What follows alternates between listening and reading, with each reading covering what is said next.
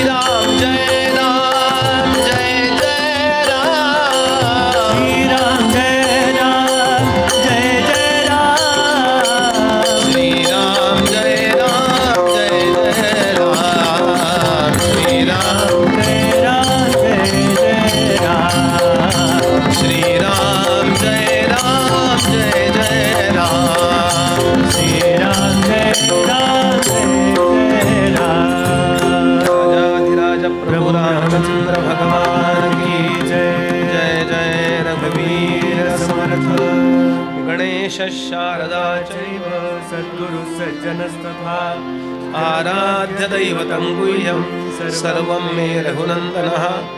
गणेश शारदा सद्गुरु संत सज्जन पुणेश्वरू. सर्वहि माझा रघुवीरू सद्गुरु रूपे श्रीराम. माझे आराध्य दैवत परम गुह्य गुह्यातीत. गुह्यपणाची मात न चले तेथे श्रीराम. यो जातो मरुदंशतिदले संबोधयन् सज्जनान्.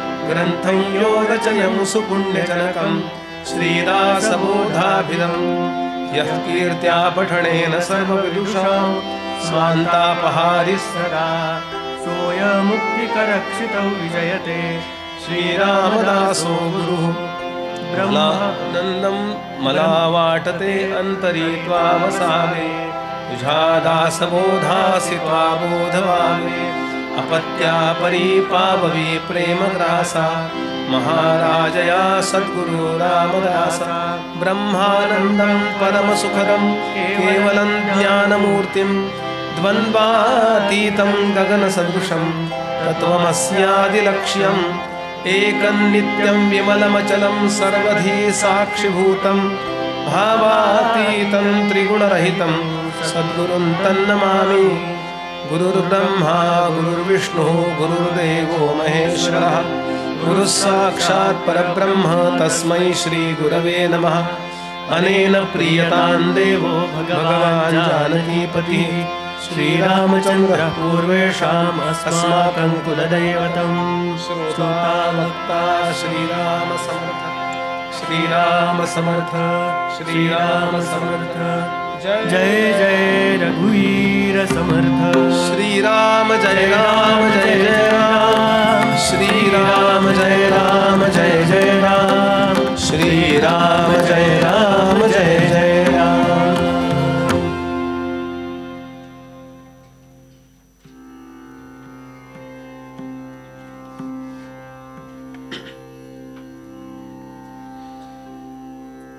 श्रीमद दासबोधाच्या श्रवणासाठी या ठिकाणी उपस्थित असणारे सर्व भाविक अधिकारी श्रोते सर्वांच्या हृदयस्थ परमात्म्याला नित्याप्रमाणे अभिवादन करतो। उत्तम असे कला उपासक इथे बसलेत, सर्वांच्या कलेबद्दल अगदी मनापासून नमस्कार करतो। विविध क्षेत्रातले मान्यवर इथे आहेत, सर्वांच्या बद्दल आदर व्यक्त करून निरूपणाला सुरुवात करतो। अपार पुण्यगाठी तरी श्रवणल आहे, असं कल्याण स्वामींनी ज्या ग्रंथाबद्दल म्हटलेलं आहे। महाराष्ट्रातल्या अनेक मोठ्या संत महंतांनी ज्या ग्रंथाला ग्रंथराज अशी पदवी दिलेली आहे। लाईफ मॅनेजमेंटचा, जीवन प्रबंधन शास्त्राचा ग्रंथ म्हणून ज्याच्याकडं विद्वानांनी पाहिलेला आहे, अशा या दासबोधाचा अभ्यास आपला सुरू आहे। अर्थातच 6, 7, 8 हे 3-4 दशक थोडेसे तत्वज्ञानाचा जास्त अभ्यास करणारे आहेत। इतर ठिकाणी प्रपंचाबद्दल, राजकारणाबद्दल मार्गदर्शन समर्थांनी केलंय। रुटीन मधल्या माणसाला, म्हणजे रोजच्या माणसाला सुद्धा, ज्याला काही फार अध्यात्माचा गंध नसेल किंवा पारिभाषिक शब्द माहिती नसतील, त्याला सुद्धा ते समास समजू शकतात शब्द पातळीवर। पण हे 6, 7, 8 हे 3 दशक, म्हणजे 8वा तर ज्ञानदशकच म्हटलंय त्यांनी। सृष्टीची उभारणी कशी झाली, काय फॉर्म्युला, काय समीकरण आहे यामध्ये, कारण त्याच्यापासून आपण बनलेलो आहोत ना। आपलं शरीर सुद्धा त्याच्यापासून बनलेलं आहे आणि आतमध्ये जे काही आपण जीव म्हणतो आपण ज्याला, ते समीकरण सुद्धा त्याच्यापासून बनलंय। हे समजून कसं घ्यावं हे या दशकांमधून आलेलं आहे। म्हणून थोडं मुलांना कंटाळा येऊ शकतो, म्हणजे मुलांना कंटाळा आलेलं ते प्रामाणिकपणानं दाखवतात असो।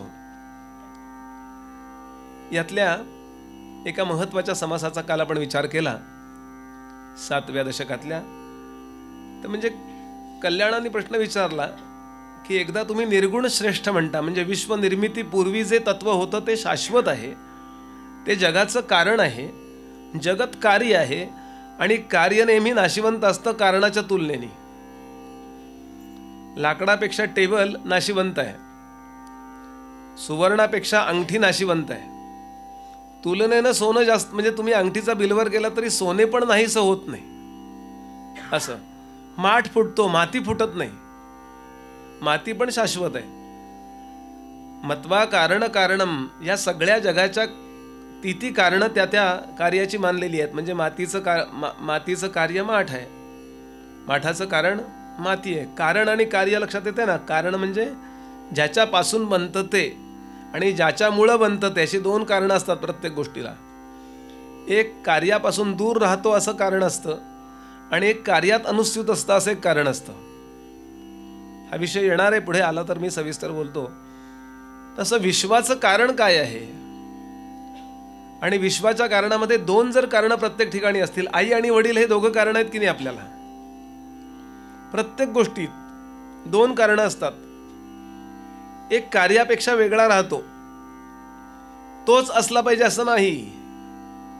म्हणजे सोमा कुंभारापेक्षा गोमा कुंभार सुद्धा माठ बनवू शकतो. मातीचा माठ बनवायचा असेल तर सोम्या नाहीये, गावाला गेलाय, मग त्याचा भाऊ आहे गोम्या, त्यांनी बनवला तरी चालतोय की हो. म्हणजे निमित्त म्हणतात त्याला, वेगळा राहतो कार्यापेक्षा. निमित्त बदलू शकतं पण उपादान बदलू शकत नाही. मातीचा माठ म्हटल्यानंतर ती मातीच असली पाहिजे. मग जगाचं निमित्त आणि उपादान दोन कारण आहेत का, हा विचार केव्हा तरी आला पाहिजे. आणि तो विचार येण्याचा आग्रह संत करतात. नुसता तुम्ही कोपऱ्यात बसून माळ घेऊन जप करा एवढंच जर सांगायचं असतं तर एवढेच कशाला 7731 ओव्या लिहिल्या असत्या, कशाला माऊलींनी 10,000 ओव्या लिहिल्या असत्या. याचा अर्थ काहीतरी त्यांना अपेक्षित आहे की आपण याचा विचार केला पाहिजे. त्यात विचार आहे ना. हरिपाठातला प्रसिद्ध ज्ञानोबांचं वचन आहे, अर्थेविण पोथी वाचू नये. समर्थांची एक ओवी आहे, दासबोधातलीच आहे, धान्य उदंड मोजिले. धान्य पूर्वी मोजताना पायलीने मोजायचे बघा. पायली, अर्ध पायली अशी मापं असायची, अशी मापटं चिपटं असायचं, आठवत असेल आपल्याला. या पोत्यातनं ब द्यायचंय मला 5 किलो 5 शेर द्या. पूर्वी ते शेर असायचे, 10 शेर द्या, अमके शेर द्या, अमके मण द्या, असं. मग ते मोजायला लागायचं. असं म्हणाले पारायण करू नका. समर्थ म्हणतात, धान्य उदंड मोजिले परित्या मापे नाही भक्षिले. मोजताना ते मापटं कधी 2-4 ज्वारीचे कण खाऊन टाकतं का. विवरिल्या विण तैसे झाले प्राणी असे. म्हणून असं नुसतं संपवून टाकू नका. आज 2 दशक मारले, असे असे असे असतात की गुरुचरित्राचे आज 40 अध्याय होते म्हणाले, एका दिवसात 30 मारले म्हणले, आता उद्या 10 मारले की दत्तजन्म केले की जेवायला मोकळा म्हणला मी. पारणी बोलण्याच्या पातळीवर असू द्या, अर्थ समजल्याशिवाय आपण जर पुढे गेलो ना तर त्याचा उपयोग नाही होत. फक्त तेवढ्या वेळात तुम्ही वाईट काही करत नाही एवढा उपयोग होतो, कुणाची निंदा नाही, एवढंच फक्त. म्हणून कल्याणाने प्रश्न विचारला, एकदा तुम्ही निर्गुण श्रेष्ठ म्हणतात, कारण श्रेष्ठ म्हणता, आणि पुन्हा कार्यापासून निर्माण झालेल्या मूर्तीची पूजा करा म्हणता. तर याचा विवेक समर्थांनी समजावून सांगितला. ते श्रेष्ठ आहेच आहे, पण आपल्या कल्याणाकरता हे आपल्याकरता आत्ता श्रेष्ठ आहे. साधन उपासना सगुणाचीच करायची असते. निर्गुण ध्यान हा काय प्रकार आहे कोणास ठाऊक. ध्यान जर करायचं असेल, ध्यान करण्या ते लागतं. निर्गुणाचं जे काय दही लागतं, दुधाचं लावायचं असतं. जोपर्यंत करणी आहे आपल्या ताब्यात आहे तोपर्यंत दह्यात आपण काय करतो ते आपोआप लागतं. चांगल्या प्रकारचं दूध आणा, ते चांगलं उकळवा, खळखळवून घट्ट होईल असं बराच वेळ बंद आचेवर ठेवा. मग ते कोमट होईल अशी व्यवस्था करा. म्हणजे अगदी थंड नको व्हायला, आणि कोमटच्या जवळपास गेलंय, थंडच्या आणि कोमटच्या मध्ये, त्यावेळेला योग्य असं विरजण त्यामध्ये घाला. ते चांगलं ढवळा, सगळ्या कोपऱ्या कोपऱ्यात जाऊ देत ते बॅक्टेरिया, आणि अशा वातावरणात ठेवा की त्याचं दही लागेल. मग ते दही लागतं ना, त्यात करतो काय आपण, ते लवकर लागलं पाहिजे म्हणून ढवळत बसलो म्हणले मी रात्रभर, लागणारच नाही. तसं निर्गुण होतं, सगुणात करायचं असतं. देवाची पूजा करा, ध्यान करा आहे ना, करा. यामध्ये तुम्हाला काहीतरी प्रेरणा दिलेली आहे आणि ते लागतं. झोप लागण्याकरता काय करायचं ते करा. चांगल्या प्रकारचं अंथरूण घाला, फार माऊ नको, फार कडक नको अशी गादी, मंद एसी, बारीकसा पंखा. दिवसभर आधी दमा, फुफ्फुसं दमली नसतील तर झोप येत नाही. माणसं म्हणतात झोप येत नाही आम्हाला. दमत नाही तुम्ही. दमल्याशिवाय झोप यायची असेल तर एकच उपाय, माझं प्रवचन.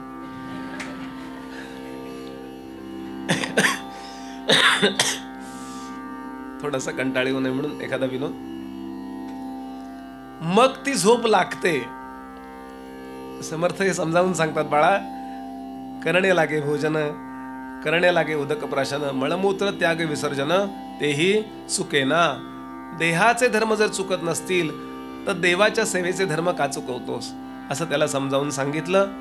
आणि यानंतर मी काल एक श्लोक आपल्यासमोर ठेवला की जिवंत आहोत तोपर्यंत 3 गोष्टीत आपण कृतज्ञ राहायला पाहिजे. वेदांत म्हणजे फिलॉसॉफी, यानंतर गुरु, 2 गुरु आहेत. गुरुचे प्रकार 2 आहेत. एक आपल्याला शिकवलेले विद्या गुरु आणि एक आपल्याला तत्वमसीचा उपदेश केलेले सद्गुरु. दोन्ही गुरुच आहेत. गोपालकृष्ण सांदीपनींच्या बाबतीतही कृतज्ञ आहेत आणि दुर्वासांच्या बाबतीतही कृतज्ञ आहेत. आपल्याला जगायला शिकवलं नव्हतं त्यांनी. आपली आई ही पहिली गुरु आहे, वडील हे दुसरे गुरु आहेत. आपुली माता आणि पिता हे गुरुची तत्वता. अशा सगळ्या गुरूंविषयी फक्त चित्तामध्ये कृतज्ञता असावी. फिजिकली त्यांना आपल्याला अटेंड करायला जमेलच असं नाही. ते ऑस्ट्रेलियात आहेत, मी इथं आहे, असं कसं काय करणार? पण मनातल्या मनात ती भावना असावी. आणि म्हणून आपण त्याचा विचार काल केला. आणि ईश्वर हा विश्वनिर्माता, मग विश्वनिर्मात्याचं आपल्या जवळचं प्रतिनिधित्व कोण करतो? तर रामराय करतोय.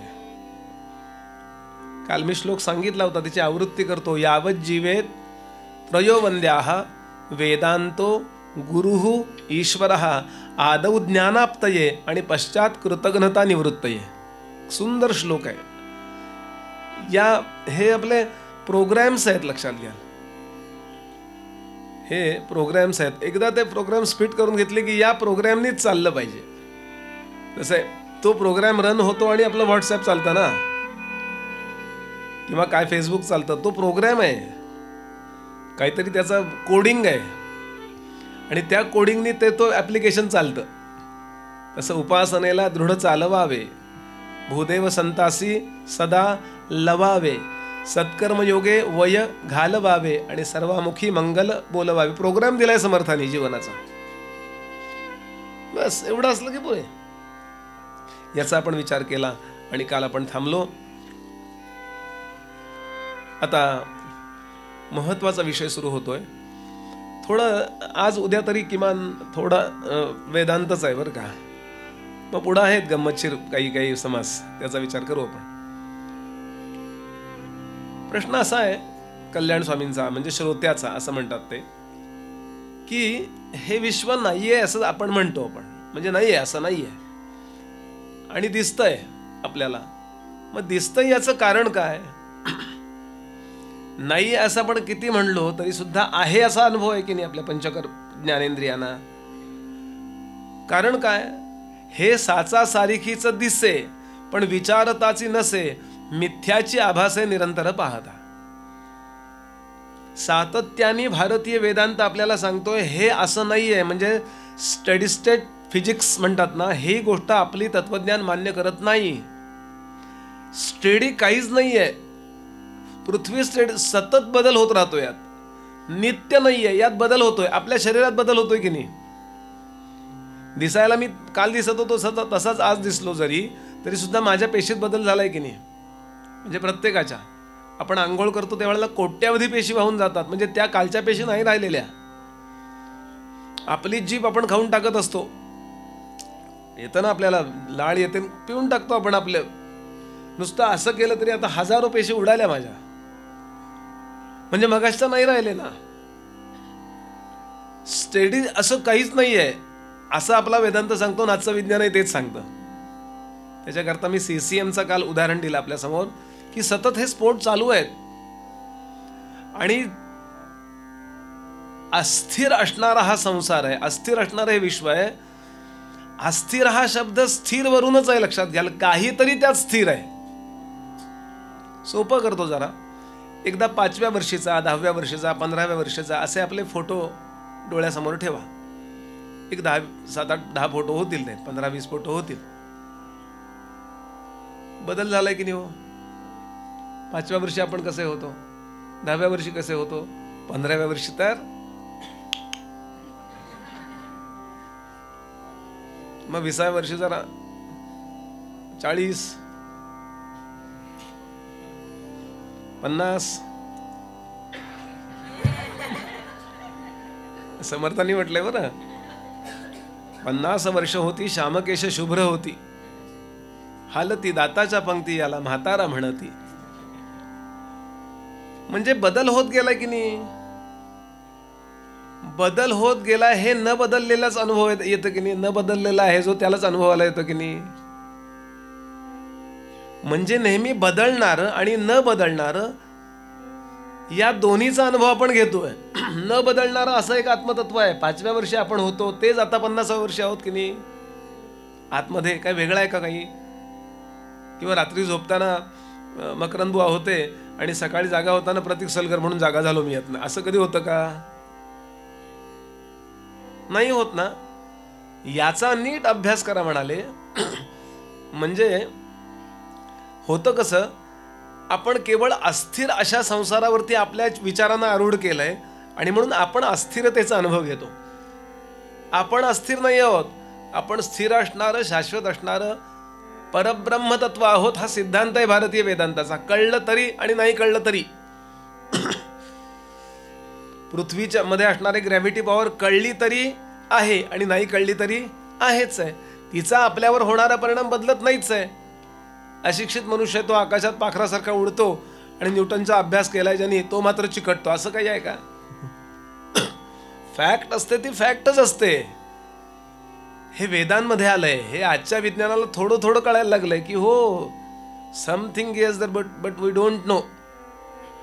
आपल्या सगळ्या जगामध्ये भारतीय तत्वज्ञानात विशिष्ट वैशिष्ट्य काय असेल तर स्पिरिच्युअलिटी, आध्यात्मिकता हे भारतीयांचं वैशिष्ट्य लक्षात घ्या. म्हणून भारतीय लोक सहसा कोणाला शरण जात नाहीत. पण सर्वश्रेष्ठ आहोत. रॉबर्ट नावाच्या एका पोर्तुगीज धर्मप्रचारकानं म्हटलंय, मी इथं म्हणाला 20 वर्ष राहिलो गोव्यात. गोव्याबद्दल म्हणतो तो, मी ज्या ब्राह्मणाकडे राहिलो तो मला जेवायला बिवायला घालायचा म्हणाले, पण 20 वर्षात मी एकाही ब्राह्मणाला कन्वर्ट करू शकलो नाही. असं त्याचं माझ्याकडे ते हेच आहे त्यांनी लिहिलेलं छोटंसं. का?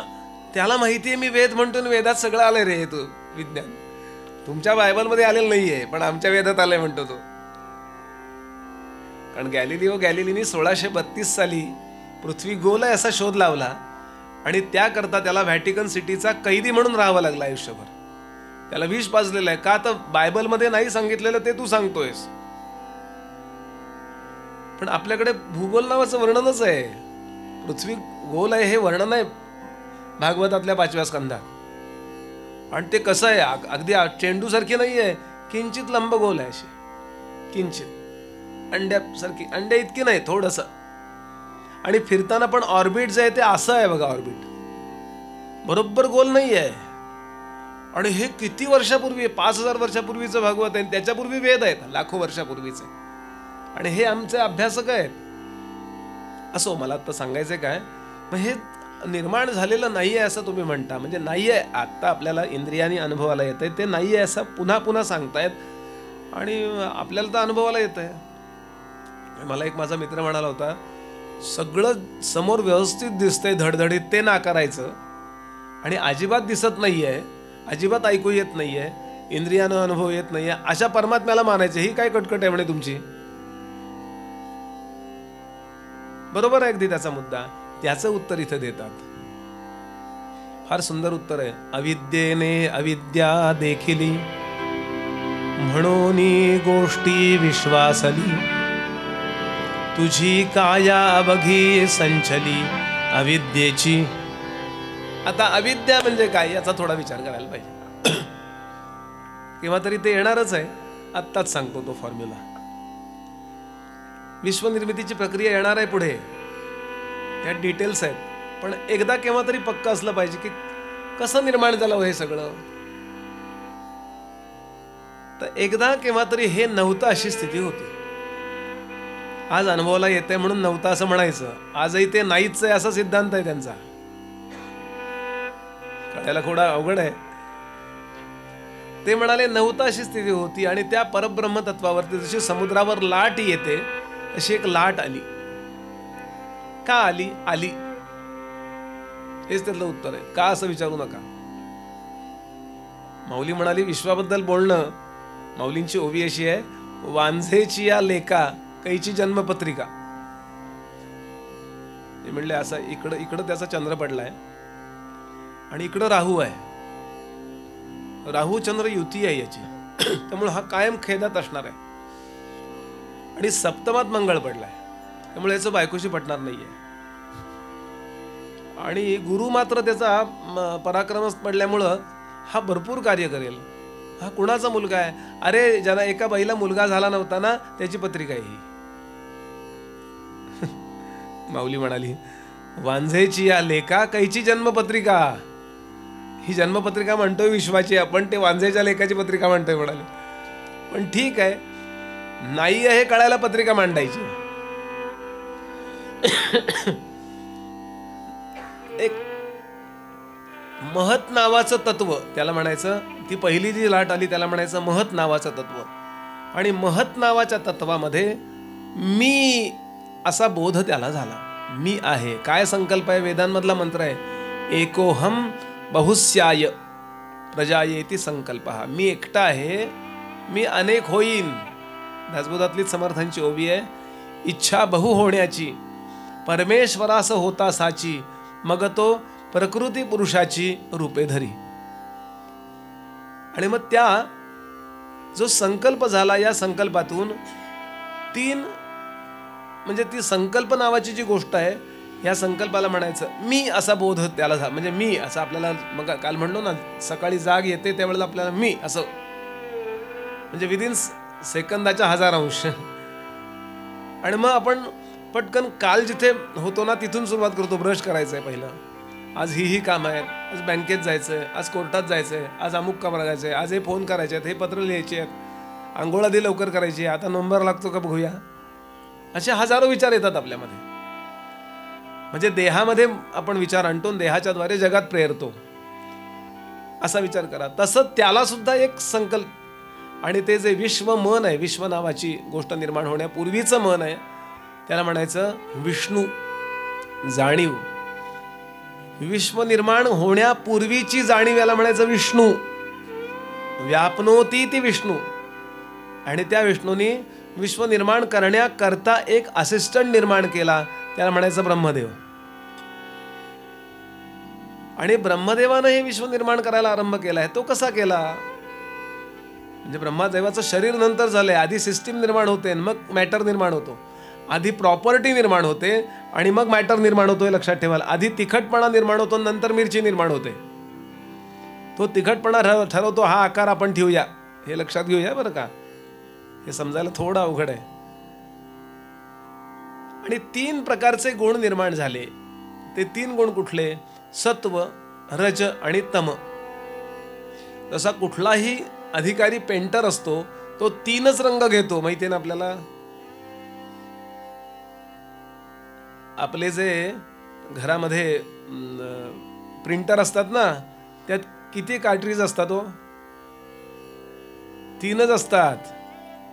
कलर प्रिंटर असतो ना, आणि पाहिजे तो त्यामधनं आपल्याला प्रिंट काढता येतो की नाही. तसंच कुठलाही पेंटर 3च रंग घेतो आणि त्या 3 मधून हजारो शेड्स तयार करतो. पिवळा, निळा आणि हिरवा, किंवा पिवळा, निळा आणि काळा, 2-3 त्याचे हे केलेत. असा सत्वरज तम, जोपर्यंत ते सम असतात, त्यांची तुलना, म्हणजे सगळेच्या सगळे समान असतात, त्यावेळेला त्याला म्हणतात माया.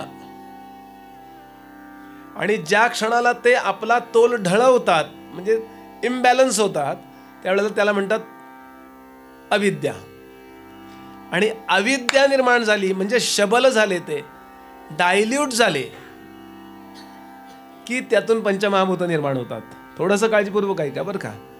हे एकदा पक्क झालं ना डोक्यामध्ये, याला परमार्थ म्हणतात बरं का. समर्थांनी म्हटलंय परमार्थ म्हणजे काय?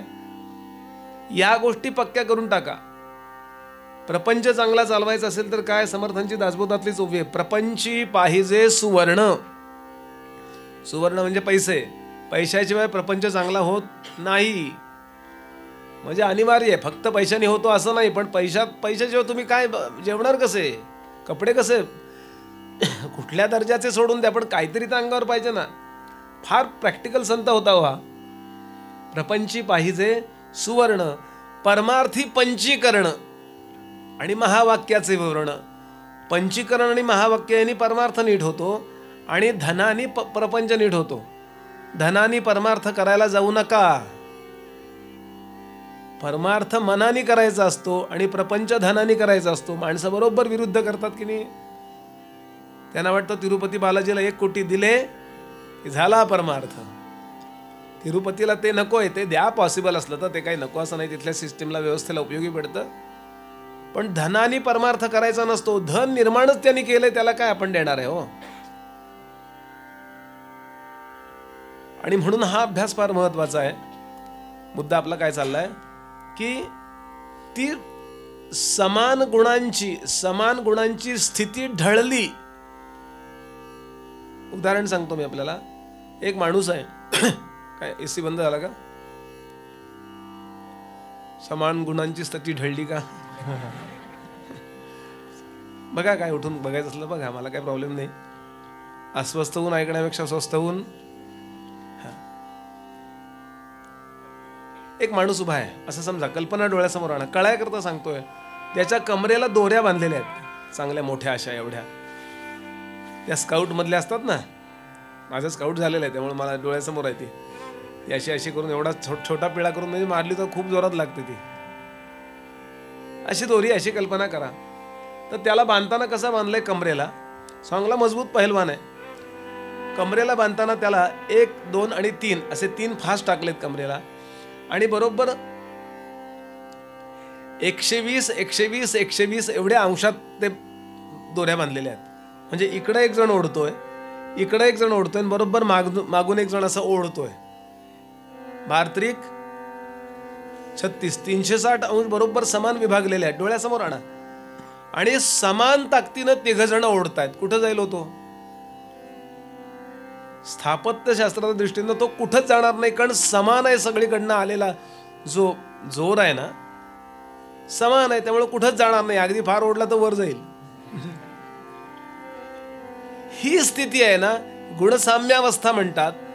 विश्व निर्माण होण्यापूर्वी ही गुणसाम्यावस्था जेव्हा होती तेव्हा त्याला म्हणायचं माया किंवा गुणमाया. पण सत्वगुणाचं आणि रजोगुणाचं जरा दुर्लक्ष झालं आणि तमोगुणाने त्या माणसाला ओढला. असं डोळ्यासमोर आण. ओढल्याबरोबर 2 गुण घेऊन, म्हणजे त्याला तर ओढला जो काय ते परमात्मा तत्व होतं, तो माणूस म्हणजे परमात्मा आहे, ईश्वर आहे बरं का. आणि ते 2 गुण यांना त्या तमोगुणानं ओढलं आणि ईश्वराचं मटेरियल घेऊन त्या तमोगुणाने पहिल्यांदा अवकाश निर्माण केला. स्पेस सगळ्यात पहिल्यांदा निर्माण होतं. आता मी त्याच्यात जर अजून गेलो तर हे 7 दिवस त्यातच जातील, म्हणून पटापट सांगतोय. स्पेसचा गुण आधी निर्माण होतो, ज्याला म्हणायचं शब्द, आणि मग त्याचा मॅटर निर्माण होतो. शब्दाचा मॅटर काय? शब्द ही प्रॉपर्टी आहे, शब्द हा गुण आहे. आणि शब्दाचा आकार कुठला आहे? तर अवकाश. मी जे बोलतोय ते तुम्हाला काय ऐकू येतंय? मध्ये अवकाश आहे म्हणून स्पेस. या अवकाशानंतर या त्रिगुणांनी अजून जरा घट्ट व्हायचं ठरवलं, त्यातून वायू निर्माण झाला. त्रिगुणांचं कॉम्बिनेशन म्हणजे पंचमहाभूत आहेत. यानंतर या 3 वायूंनी 3 गुणांनी अजून घट्ट व्हायचं ठरवलं, त्यातून अग्नी निर्माण झाला. घट्ट होत गेलेत बरं का हे. अजून घट्ट व्हायचं ठरवलं या त्रिगुणांनी, त्यातून पाणी, पातळ पदार्थ निर्माण झाले. आणि त्रिगुण जेव्हा अगदीच घट्ट होतात, त्यात तमोगुण फार राहतो आणि बाकीचे रज आणि सत्व थोडे असतात, तेव्हा त्यातून अशी सॉलिड पृथ्वी, आपण ज्याच्यावर पाय ठेवून चालू शकतो असं तर, म्हणजे चंद्र, फक्त पृथ्वी नव्हे, असं सगळं सॉलिड. आकाशातनं जे एस्टरॉइड येतोय आणि आता आपल्याला धडकणार आहे असं आपण वाचतो ना, आणि तो किती वेळा असलाय, कधी नाही, तो नाही, त्याचा नेम चुकला म्हणे, असं काय काय. तो जो कोण आहे घट्ट जे काही जगात आहे, चंद्र आहे, मंगळ आहे, बुध आहे, पृथ्वी आहे, आपण सूर्य ह्याच्यावरती पाय नाही ठेवू शकत गुरुवर, तो वायुग्रह आहे. ही पृथ्वी म्हणजे तमोगुणाचा जास्त वापर केलेलं त्रिगुणांचं कॉम्बिनेशन. ही पंचमहाभूत आणि त्रिगुण. लक्षात येते का? बघा, हे सगळं निर्माण झालं आणि यानंतर याच्यामध्ये चैतन्य शिरलं. स ईक्षत स लोकानुसृजत. नुसतं हे मी सॉलिड सांगतोय, अशी पृथ्वी निर्माण झाली, असं पाणी. पण ते ऍक्टिव्हेट कधी झालं? पाण्याची आणि पृथ्वीची गाठ पडते आणि वनस्पती निर्माण होतात. त्या वनस्पती खाण्याकरता अनेक देह निर्माण होतात. हरिण निर्माण होतं, वाघ निर्माण होतो, माणूस निर्माण होतो. आणि ते पंचमहाभूतांचंच आहे, म्हणजे त्रिगुण आणि पंचमहाभूत याचंच आहे. असं जरी असलं तरी ते हलतंय ना हो. दगड हलतोय का? म्हणजे इकडून तिकडे जाताना दिसतोय का? शिवाजी महाराज आपण केले मातीचे असे, शिवाजी महाराजांचा पुतळा केला आणि आपण दिवाळीमध्ये किल्ला वगैरे करतो ना, आणि मग त्याच्यावर शिवाजी ठेवतो, संभाजी ठेवतो, तानाजी ठेवतो, सगळे सकाळी जसे ठेवतो संध्याकाळी तसेच असतात की नाही. तो शिवाजी जाऊन काय अफजल खानाला मारत नाही, आपण जो त्या किल्ल्यावर ठेवलेला आहे. पण शिवाजी महाराजांनी प्रत्यक्षात मारलंय ना. हे ऍक्टिव्हेशन, हे चलन कसं झालं? आपण चालतोय ना, हलतोय, बोलतोय, माझा हात असा हलतोय, तोंडात काहीतरी बोलतोय, विचार करतोय ना मी, आपल्याला विचारायला प्रवृत्त करतोय ना. हे चैतन्य कसं आलं? तर त्या परमात्म्याने हे सगळं बनवलं आणि त्याच्यात तो शिरला. जसं विजेच्या सहाय्यानं अनेक इक्विपमेंट्स तयार होतात, हे जे बल्ब बनलेले आहेत ना, ते विजेच्या सहाय्यानं असलेल्या इन्स्ट्रुमेंटनीच बनलेले आहेत फॅक्टरीमध्ये. पण तो बल्ब आणला आणि इथे लावला की वीजच त्यात शिरते आणि त्याला प्रकाश होते. स्पीकर वगैरे, आता हे सगळी सिस्टीम केव्हा तरी बनली. हा माईक बनलाय, कुठेतरी बनत गेले ना फॅक्टरीत, ते इलेक्ट्रिकनीच बनलंय की नाही.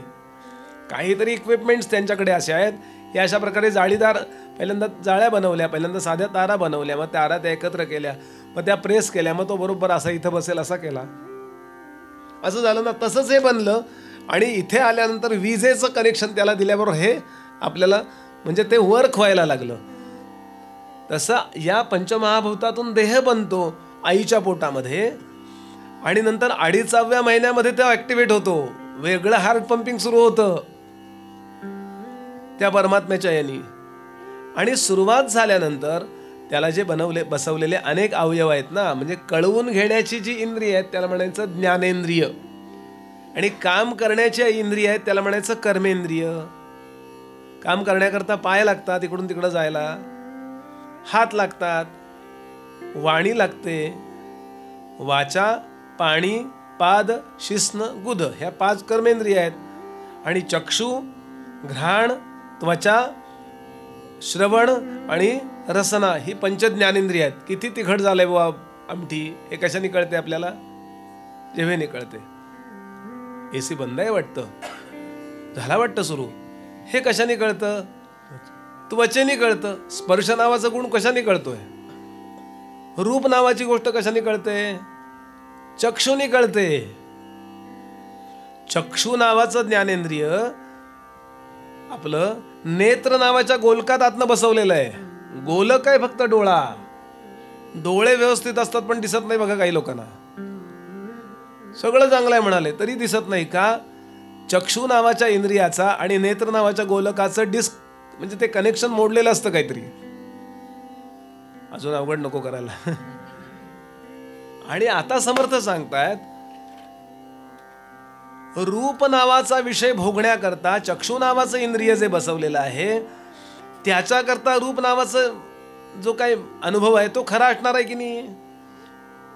समर्थांची ओवी काय आहे? अविद्येने अविद्या देखिली. त्वचेनी जर तुम्ही रूप पाहायला गेला तर दिसणार आहे का?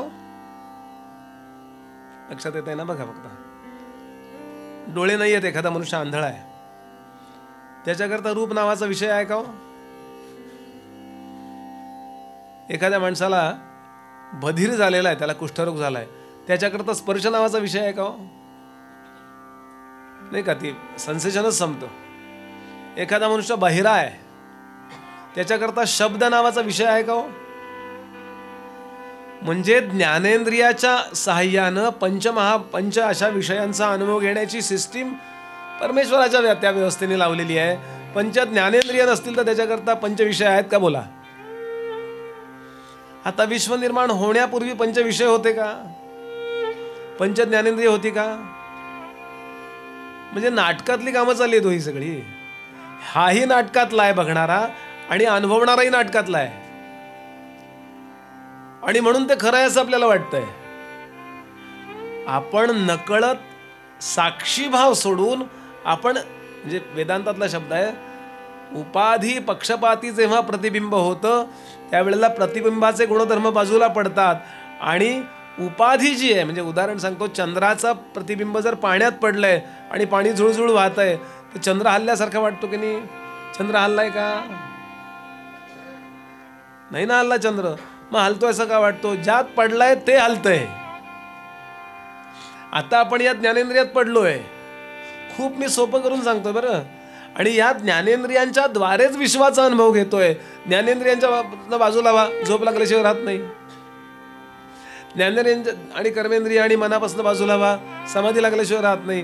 बाजूला व्हायचं आपण विसरलोय. आपल्याला खेळायकरता ही व्यवस्था दिली होती. खेळायकरता व्यवस्था दिली.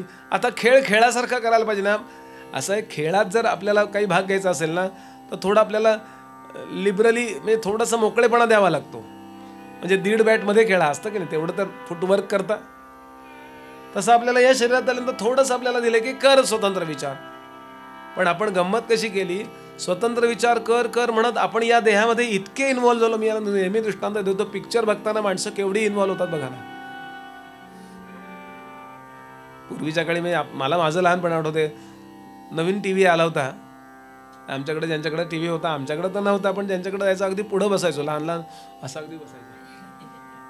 आणि ते सगळं अप्रूप होतं, नवीन होतं. 30-40 वर्षापूर्वी, 45 वर्षापूर्वी खूप अप्रूप होतं. आणि अगदी पुढं बसायचं. आणि मग ते ब्लॅक अँड व्हाईट असायचे पिक्चर पूर्वीचे. आणि सुरुवातीला अमुक तमुक काय काय काय काय, नंतर तो व्हिलन येतो. मग तो व्हिलन नाही आला तो साप बीब यायचे पूर्वीच्या काळी. आता त्यांनी साप बीब काढून टाकले, डायरेक्ट स्वतःच येतात. मग त्या हिरोईनला बांधलंय, आठवलं ना तुम्हाला? असं बघा, काही आठवत त्यातलं. मग इतकं तो खिडकीतनं असा साप आला, आपलं असं व्हायचं, आठवलं का? उपाधी पक्षपाती होणं म्हणजे काय? आणि इतक्यामध्ये अशा पद्धतीनं तो चावणार, किंवा तो व्हिलन त्या स्त्रीवरती, कोण जी हिरोईन आहे तिच्यावर बलात्कार काय जे असेल तो प्रसंग करणार. इतक्यात वरून कुठून तरी धर्मेंद्र यायचा आणि असा दोरीवर आला की डिशूम. आपल्याला अनपेक्षित तो पडला की आपण इकडून म्हणायचो खुर्चीवर बसलो तर हाण हाण हाण. हे सगळं खोटं आहे की नाही? रेकॉर्डिंग झालेलं आहे की नाही पूर्वीचं ते? पण नकळत आपण या शरीरामध्ये येऊन इतके इन्व्हॉल्व झालो, चित्रपटाचा आनंद घेतच नाही आहोत आपण पक्षपाती झालो. कुठली तरी बाजू घेतो आपण एन्जॉय नाही करत आहे क्रिकेट. एक जण क्रिकेट खेळत बघत बसला होता. ऑस्ट्रेलिया आणि न्यूझीलंड यांची मॅच चालली होती. न्यूझीलंडवाल्यांनी एक सिक्सर मारली की वा वा वा वा म्हणायचा. ऑस्ट्रेलियावाल्यांनी त्यांचा क्लीन बोल्ड काढला की वा वा म्हणायचा. एक जण म्हणला, तुम्ही ऑस्ट्रेलियाचे का न्यूझीलंडचे? तो म्हणला, मी क्रिकेटचा आहे. चांगल्या प्रकारे बॉल टाकला तरी मी आनंद घेतो, चांगल्या प्रकारे सिक्सर मारली तरी मी आनंद घेतो. मी क्रिकेटचा आनंद घ्यायला बसलोय. महाराज ते सांगतायत सोपं करून, खेळा आईचा प्रपंच मानावा. सुख आलं तरी खेळ आहे आणि दुःख आलं तरी खेळ आहे, कारण खेळच आहे ना तो. नाथांना नाही वाईट वाटत त्यांचा मुलगा भांडून गेला हरिपंडित, तर व्यवहार म्हणून जे वाटायचं ते वाटलंय. पण नाथांचा मुलगा जेव्हा भांडला म्हणजे काय? नाथांचं मराठीत पुराण सांगणं, नाथांचं कुणाकडेही जेवायला जाणं, प्रत्येकाशी प्रेमानं वागणं, पाठीवरनं हात फिरवणं. त्यांना काही निवडणुकीला उभं राहायचं नव्हतं. झोपडीत जेवायला गेले नाथ महाराज त्या एका घरी. असं आहे, हरिपंडिताला आवडायचं नाही. हरिपंडित ते काशीला जाऊन हायर एज्युकेशन घेऊन आला होता नाही का? अमेरिकेत वगैरे मुलं जाऊन आली की त्यांना आपले आई वडील जवळपास मूर्ख वाटायला लागतात बऱ्याचदा. किती साधे राहता तुम्ही, असं त्यानं त्याचा इतका प्रभाव होतो. सगळ्यांना होतो असं नव्हे. पण तो म्हणला, नाही हे चालणार नाही, तुमचं मराठीत पुराण सांगणं मला नाही आवडणार. ज्यांना काही वेदांताची गरज नाही त्यांना तुम्ही तो सांगताय म्हणाला. ते म्हणले, अरे मी प्रेरणा परमेश्वर देतोय. काय नाथांची ओवी आहे एका भागवतातली, मी न करे त्याची कथा, मी न करे त्याची कथा, तोची मुखी होय वक्ता. अरे तो जरी मज बलात्कारे बोलविता तरी म्या काय करावे. अरे बापरे, मी करतच नाहीये कथा म्हणले. ते काही त्याला पटलं नाही, तो निघून गेला. समजावून सांगितलं त्यांनी, पण नाही गेला तो. खेळा ऐसा प्रपंच मानावा करता बोलतोय मी हे. आणि मग पहिला दसरा आला, गिरिजाबाई वाढायला आल्या, नाथ बसलेत, गावातले मंडळी आहेत. असं एकट्याने फक्त भूत जेवतात, लक्षात ठेवा. नेहमी सहनव भुनकतू, नेहमी 4 लोकांना बरोबर घेऊन जेवावं असं शास्त्र सांगतं. फार सूक्ष्म आहे हे सगळं. आणि असे नाथ महाराज बसले, त्यांच्याबरोबर अजून कोण बसले, कीर्तनकार कोण आले ते बसले, असे सगळे लोक बसले होते. आणि पूर्वीच्या काळी असं गोल नाही बसायचं, कोणीतरी वाढायला थांबायचं पूर्वी. म्हणजे उजव्या हाताने वाढता येतं, डाव्या हाताने अतिशय वाईट आहे बरं का वाढणं. हां, गोल बसतात माणसं जेवायला आणि डाव्या हाताने वाढू वरण, म्हटलं आलंय मरण, वाडा वरण, काय करणार आता. पूर्वीच्या काळी ती बायको किंवा अमुक अमुक जण सूनबाई असे वाढायला थांबायचे. यात अन्याय नव्हता, जेवणाऱ्याला खूप छान जेवण केलं पाहिजे हा हेतू होता. गरम गरम वाढायचं. आयुर्वेद म्हणतो जे गार अन्न जेवतात ना ते नरकात राहतात असं म्हटलं आयुर्वेदाने. गरम गरम जेवलं पाहिजे. करायचं तेवढ्या करताना का माणसानं उगाच आणि ही पद्धत होती पूर्वी.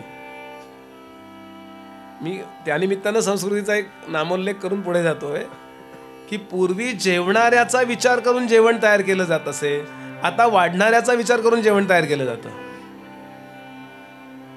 त्याला हलकं पडलं पाहिजे म्हणून अल्युमिनियमची पातेली आली. अल्युमिनियमच्या पातेल्यात तुम्ही जर बराच वेळ एखादं अन्न शिजवलं की अल्युमिनियम मध्ये असणारं जे टॉक्सिन्स आहेत ना ती त्या अन्नात उतरतात. म्हणून पूर्वी कलई केलेली पितळेची पातेली असायची. लक्षात घ्याल, जड असायचं ते.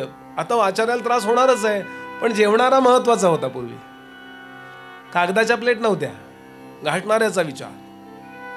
वाढताना इतका मोकळा भात करतात वाढायला सोपं जावं म्हणून. विचार करून ठेवायचा कसं होतं पूर्वी आज काय, का तब्येत ती बिघडतायत. घासायला नकोत भांडी म्हणून ती ह्याचे काय ते यूज अँड थ्रू. ते परवा मला एकाने डॉक्टरने पाठवलंय की त्याच्यामध्ये असणारं जे प्लॅस्टिक चिकटवणारं द्रव्य आहे ना ते कॅन्सर करता कारणीभूत ठरणार आहे म्हणून. आपण पाहिला असेल तो व्हिडिओ. मला सांगायचं कारण काय, असं वाढायला स्वतः गिरिजाबाई आल्या, नऊवारी साडी नेसलेली, सोवळं म्हणजे स्वयंपाकाचा वेगळा ड्रेस असा विचार करा. आणि भात वाढलाय, अमुक वाढलंय, वरण वाढलंय. मग तूप सगळ्यात शेवटी वाढायचं. भातावर डायरेक्ट तूप वाढायचं नसतं. भातावर डायरेक्ट तूप फक्त श्राद्धा दिवशी वाढायचं असतं बरं का. भातावर वरण, आमटी, काहीतरी दुसरं पाहिजे मग तूप वाढायचं असतं. हल्ली हे सुद्धा सांगायची वेळ आली हो. टेकवून वाढायचं नसतं. वाढताना 1 इंचावरनं वाढायला पाहिजे. स्टरलायझेशन आहे हे. मी मुंबईमध्ये हे बोलत होतो, भागवत विषय चालला होता. तर ताज हॉटेलचे मुख्य वाढणारे आले होते कीर्तन प्रवचनाला. ते मला भेटायला आले. म्हणले बुवा कुठं आहे. म्हणलं बघा मंत्र की कसं वाढावं. ते म्हणले कमाल आहे, आम्ही हेच शिकवतो ताज हॉटेलमध्ये. ते जे डोक्या बिक्याला बांधलेलं असतं ना प्लॅस्टिक, त्याच्या त्या चिमट्यानी वाढतात बघा, ते 1 इंचावरनं टाकतो म्हणले आम्ही. म्हणून तरी ऐका ताजवाल्यांचं. तुम्ही इथलं दाजबोध नाही ऐकलं तरी चालेल म्हणलं. हे उपयुक्त आहे म्हणून बोलतोय बरं बाळानो.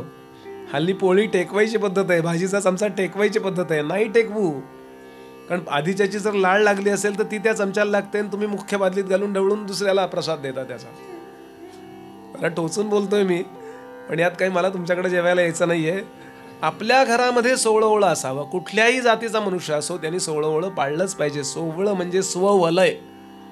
आणि अशी वाढायला गिरिजाबाई आल्या. मुद्दा चाललाय अविद्येने अविद्या देखील वाढलं. आणि तू वाढताना हरिपंडित नाहीये.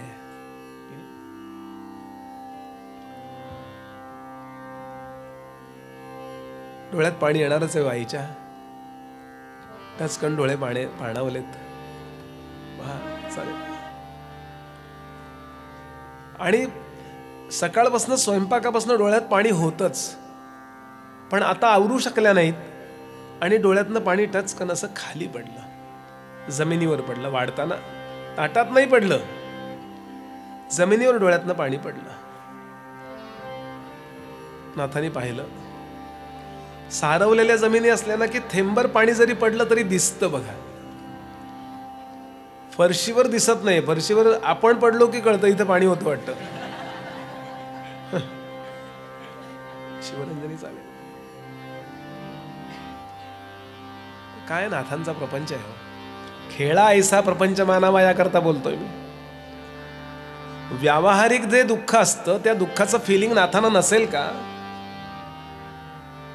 जे जगावर प्रेम करतात आपल्या मुलावर प्रेम नसेल का त्यांचं. बोथट भावना झालेल्या नसतात संतांच्या किंवा अधिकारी लोकांच्या, त्या कधी वापरायच्या आणि आपली रिॲक्शन कशी सुसंस्कृत असली पाहिजे, आपली प्रतिक्रिया, याबद्दल ही मंडळी सावध असतात. मग या खेळामध्ये तो गावाला गेलाय, गिरिजा दुःखी आहे, म्हणजे मला पण बॅटिंग करायची. आता माझा रोल काय डोळ्यात पाणी आलाय झालंय, सगळं घरात चांगलं आहे, इतका काय मुलगा करता, आजचा असता तर आज लगेच भडकला असता की नाही नवरा, म्हणजे त्यात सुद्धा खमंगपणा असेल तर काय म्हणाले असतील नाथ महाराज, गिरिजे किती वाईट बाप आहे ना ग मी, माझा साधेपणाचा हट्ट मी सोडला असता तर हरिपंडित गेला नसता गावाला, तुझ्या डोळ्यातनं पाणी यायला कारणीभूत मी असा आहे, हे आहे ना ग, क्षमा कर मला. काय नवरा असेल हो. म्हणून प्रवचन कीर्तनाला नवरा बायको दोघांनी जावं बरं का. परमार्थ नंतर होतो, आधी प्रपंच नेटका करतात दासबोधवाले किंवा कुठलाही. या पद्धतीनं घरात बोलणं असावं की नाही. मग गिरिजाबाई कशा असतील, आता काय बोलून उपयोग आहे, बैल गेला असं नाही म्हणत. गिरिजाबाई म्हणतात, नाही नाथा, माझ्या मुलाला मला संस्कार देता आले नाहीत. सर्वत्र असणारा परमात्मा तुम्ही पाहता, हे मी माझ्या मुलाला कन्व्हिन्स ज्याला म्हणतात ते करू शकले नाही, मी त्याला समजावून शकले नाही, मी त्याला संस्कार देण्यात कमी पडले म्हणून तो निघून गेला. आणि म्हणून तुम्ही पण दुःखी आहे, तोही दुःखी आहे, मी कमी आहे म्हणून माझ्या डोळ्यात पाणी आलंय. चांगलं किती खेळू, खेळा ऐसा प्रपंच मानावा, मला खेळायचंय, आय एम प्लेइंग. मग किती चांगला शॉट मारू का बीट होऊ, कारण चेंडू येणारच आहेत मला बीट करण्याकरता. मी माझा तोल सोडावा, मी माझा ताल सोडावा, नाही का. हे नाही का एकेकाला धरून आपटू शकतात, मागं पुढं गेले की कुठं गेलं, तो जर पुढं बघून गात असेल त्याला कळलं नाही तर गेली सम, मग लोक आनंद घेतात, त्याचा एक वेगळा आनंद असतो. असा अखंड संसार चालू आहे, लक्षात घ्या. समर्थ सांगतात, म्हणून व्यवहारामध्ये आपली भूमिका आहे, त्या भूमिकेला न्याय देत राहावं, पण पक्क समजून घ्यावं की ही अत्यंत तात्पुरती भूमिका आहे.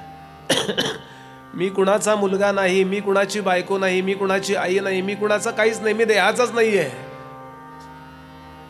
हे नाटकातलं काम त्यांचं परस्पर चाललेलं आहे, माझा काही संबंध नाही याच्याशी. समर्थ हे वारंवार सांगतात, अस्तीचा देही मांसाचा डोळा, पाहेन म्हणे मी ब्रह्माचा गोळा, तो ज्ञाता नव्हे आंधळा केवळ मूर्ख. ज्ञानेंद्रियांच्या साह्याने आणि या देहाने मी ते शाश्वत परब्रह्मतत्व जाणेन, ताडेन असा गैरसमज काढून टाकावा. डोळ्यांनी फक्त रूपच अनुभवू शकतो, कानाने फक्त शब्दच अनुभवू शकतो, त्वचेने फक्त स्पर्शच अनुभवू शकतो. डोळ्यांनी आपण नाही किती तिखट झाली आमटी बघू शकतो, कळू शकतं का. हल्ली तांबडं घालतात बघा, ते तांबडी पावडर मिळते, कलर मस्त झणझणीत रस्सा, तांबडा रस्सा, पांढरा रस्सा, असं वाटतं काही नाही, कसलं काय नाही, गोड इतकं गोड घातलेला असतो त्यात. म्हणजे डोळे आपल्याला धोका देऊ शकतात, जीवच सांगते कसं झालंय. आणि याचा नीट अनुभव घ्यावा. समर्थ सांगतात,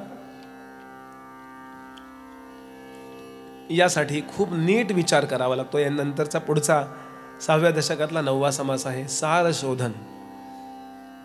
म्हणजे इम्पॉर्टंट जे आहे ना ते आपल्याला ग्रास्प करता आलं पाहिजे, सार शोधन. आणि ते विचारानेच जमतं, नुसते कष्ट करून मोठा होत नाही. समर्थांची छान अप्रतिम ओवी आहे, गुप्त असणारं जे धन आहे ना ते धन त्याच लोकांना कळतं ज्यांच्याजवळ ही दृष्टी आहे. पूर्वी नाही का पायाळू लोक वगैरे असायचे ना, म्हणजे पायाकडनं जन्माला आलेले, त्यांना बरोबर कळायचं इथं पाणी आहे. आपल्याला नाही कळत, सगळ्यांना नाही कळत. म्हणजे तसं आपण नेमका विचार करायला गेलो, सूक्ष्म विचार करायला गेलो की मग त्या विचाराची म्हणून एक बैठक तयार होते, प्रॅक्टिस होतं विचारांचं, आणि सूक्ष्मामध्ये आपल्याला बुद्धी नेता येते. किती सूक्ष्म विचार करावा, विश्व निर्माण होण्यापूर्वी काय असेल बरं तत्व, इतका सूक्ष्म विचार करावा. नुसतं भरपूर कष्ट नाही का. माणसं प्रदक्षिणाला जातात, अमकी प्रदक्षिणा तमकी प्रदक्षिणा, कष्ट अमक्या, हे सगळं करा, फिजिकल लेवलला ते करू नका असा अर्थ नाही, पण त्याचा परिणाम शुद्ध विचारामध्ये झाला पाहिजे. समर्थांची ओवी आहे, नुसतं देहानं कष्ट करण्याने आपण मोठे होत नसतो. मी एक प्रश्न विचारतो आपल्याला, ही इमारत आहे, ही इमारत कोणी बांधली हो? कुठल्या तरी बिल्डरनी बांधली. कुठली इमारत घ्या, मी म्हणतोय मग बिल्डरनी बांधली. प्रत्यक्षामध्ये ज्यांनी पाट्या उचलल्यात, मजूर, म्हणजे सगळ्यात कष्ट त्यांनी केलेत की नाही, आणि सगळ्यात कमी पैसे त्यांना मिळालेत की नाही. केवळ देहाने कष्ट करून, आपण देहाने कष्ट करायचे आहेत, आळशीपणा नको म्हणून कष्टाचं महात्म्य आहे. पण कष्ट करून, कष्ट करून जर मोठे होत असते, त्यांनी म्हटलंय केवळ कष्टानं श्रीमंती येत असती तर सगळे मजूर श्रीमंत दिसले असते की नाही. म्हणून समर्थांची ओवी आहे, काबाडी वाहती काबाड श्रेष्ठ भोगिती रत्ने जाड, हे जयासे तयासी गोड कर्मयोगे. आणि म्हणून नीट ऐका, समर्थांची ओवी अशी आहे, नीट ऐका. काय करा,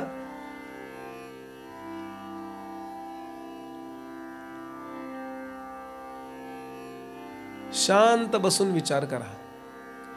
कुठेतरी जाऊन तडफडत त्या कटणीला इतकं गर्दी झाली आहे माहिती का. आज सकाळपासून मला इतके मेसेज आलेत, बुवा काही आहे का पुढे जायची व्यवस्था. कटणी आहे ना, तो प्रयागराजला चाललेत लोक, इतका ट्रॅफिक जाम झालाय. म्हणजे ट्रॅफिक जाम नको, पण एका सर्टन लेवलपेक्षा इन्फ्रास्ट्रक्चर आपलं वीक आहे त्या मानानं. खूप करोडो लोक चाललेत, जाणार कसे? घरी आंघोळ करता येऊ शकते की नाही तीच. मंत्र म्हणा, पाण्यामध्ये जानवं बुडवा किंवा पाण्यामध्ये असं 2 बोटं बुडवा आणि म्हणा, गंगे च यमुने चैव गोदावरी सरस्वती नर्मदे सिंधू कावेरी जलेस्मिन सन्निधिं कुरु. बरं का, गंगा गंगेतियो ब्रूयात योजनानां शतैहि अपि मुच्यते सर्व पापेभ्यो विष्णु लोकम स गच्छति. या मंत्राला काही अर्थ आहे की नाही? व्यासांचे श्लोक आहेत हे. तुम्ही जा किंवा जाऊ नका मुद्दा नाही आहे, कन्सेप्ट क्लिअर आहे का मुद्दा आहे. मी नाही गेलो की कोणाला तरी एकाला जायला मिळालं की नाही. बरं, हे आळशीपणा म्हणून नाही गेलो ना मी, असं नाही ना, तेही बघायला पाहिजे. म्हणून समर्थांची अप्रतिम ओवी लक्षात घ्याल. जर आपल्याला सूक्ष्म, नुसतं देहानं कष्ट करायचे नाही आहेत, वेळ आली तर ते करू, पण सूक्ष्म विचार करायचा असेल तर समर्थांची ओवी लक्षात ठेवाल. आपण एवढी ओवी पाहूनच पुढे जाणार आहोत. सारशोधन चाललंय, महत्वाचं इम्पॉर्टंट जे आहे ना तेवढंच आपल्याला ग्रास करायचं आहे. समर्थ सांगतात, संसार त्याग न करिता, प्रपंच उपाधी न त्यागिता, न सांडिता, जनामध्ये सार्थकता विचारायची होय. आईन्स्टाईनने केलंय काय? इज इक्वल टू MC स्क्वेअरच्या करता बसून विचार केलाय ना. न्यूटनने केलंय काय? ओपनहायमरने केलंय काय? अभ्यास तर केला, पण बसून विचार केला. युरेका म्हणजे काय? विचारच आहे ना. रात्रभर तो विचार करत राहिला, आंघोळीला गेला, आणि जेव्हा तांब्या बुडवला, जेव्हा ते बाहेर आलं पाणी, तेवढा आकारमान त्यात बुडवल्यावर तेवढं पाणी बाहेर येतं. युरेका, तसंच नागवा पळत सुटला ना. आर्किमिडीज ना, काय नाव त्याचं, त्यांनी केलं काय? रात्रभर विचार करत होता तो. माणसाला विचार सोडून बाकी सगळं पाहिजे असतं. जर त्याला जर मी जर अशी गोळी काढली, अध्यात्माची गोळी मिळेल, किती गोळ्या खपतील माझ्या. त्याला सगळं असं मशीनवर टाकून द्यायचं. हल्ली घरामध्ये मशीन लावलेली असतात अनेकांच्या घरात बघा. श्रीराम जय राम जय जय राम, श्रीराम जय राम जय. ते मशीन तिथे लावून देतात आणि हे टीव्ही बघत असतात बाहेर. प्रश्न मोक्ष कोणाला आहे? समर्थ सांगतात हे करू नका. ते ठीक आहे, म्हणजे शरीराने कष्ट करू नका, जप करू नका, मुद्दा नाही. विचार करा की कोणी केलं हे निर्माण. माझ्या शरीरामध्ये रक्ताभिसरण चाललंय माझ्या इच्छेनं चाललंय का? मी जन्माला माझ्या इच्छेनं आलोय का? मी मरणार माझ्या इच्छेनं आहे का? श्वासोश्वास माझ्या इच्छेनं चाललेत का? गेलेला श्वास परत आत आला नाही, आला तर काय? नाही झाला समजा तर काय करणार? नाही, दुसऱ्याला तर TPR काय द्यायला लागतं? फू करून देतात ना. हा, CPR. हा, कोण करतोय हे? कुणाच्या इच्छेने लंग्स वर्क होत आहेत. अखंड हार्ट चालू आहे की नाही? जन्माला आल्यापासून चालूच आहे. एक जण परवा इतका धावत होता, त्या हार्टपासून मेसेज आला त्याला, तू थांबतो का मी थांबू?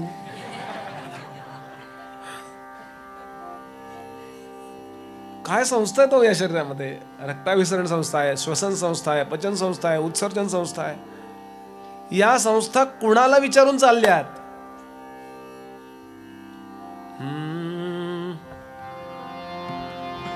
तुकोबांचा अभंग आहे, यानं नुसतं गप्पा बसवणं बरं नाही.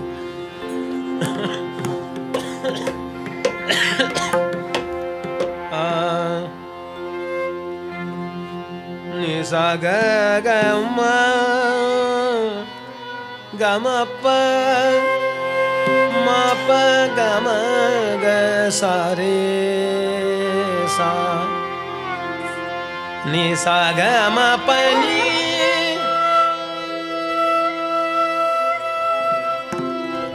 सा सा नि दा प म रे रे सा. काय म्हणाले तुकोबा? विचार हा करावा, चाले हे शरीर कोणाची या सत्ते, चाले हे शरीर कोणाची या सत्ते, चाले हे शरीर कोणाची या संगे, चाले हे शरीर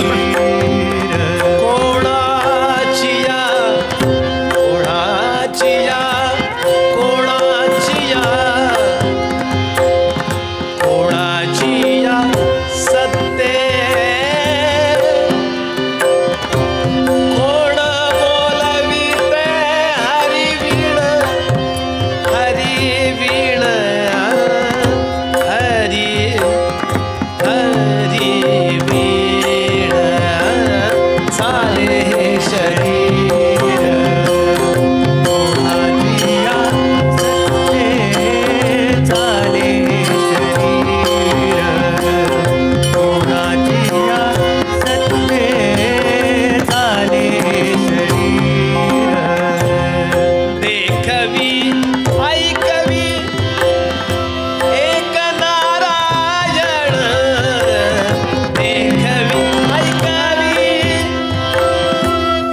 ऐकवी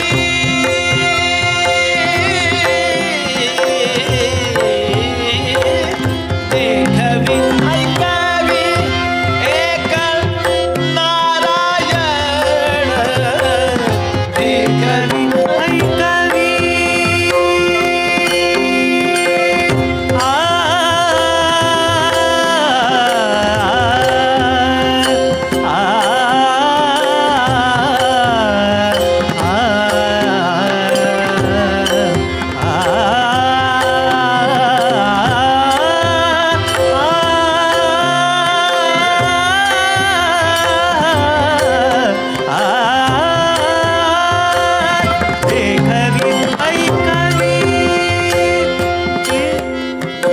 डोळ्यात बघण्याची सिस्टीम कुणी बसवली आहे?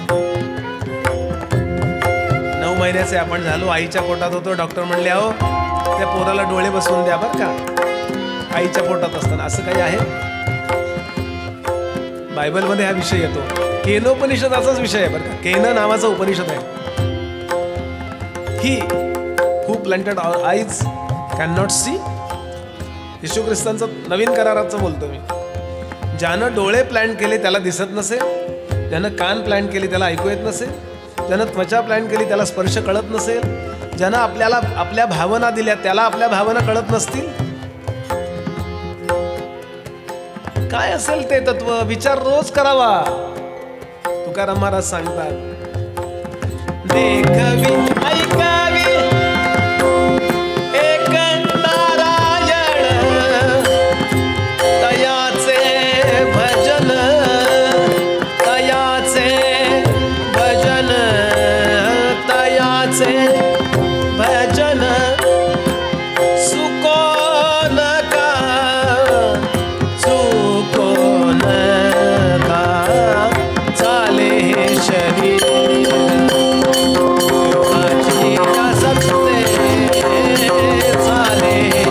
शरीर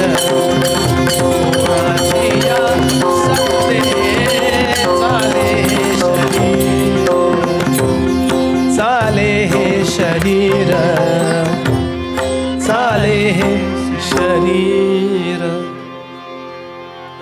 म्हणून पूर्वीच्या काळी हा श्लोक आपल्या पर्वच्यामध्ये म्हटला जायचा. पर्वच्या म्हणजे संध्याकाळी मुलांना बसवायचं ना, हातपाय तोंड धुवा, चला बाळांनो शाळेत ना आलात का, बसा देवासमोर आणि म्हणा शुभं करोति कल्याणम आरोग्यम धनसंपदा.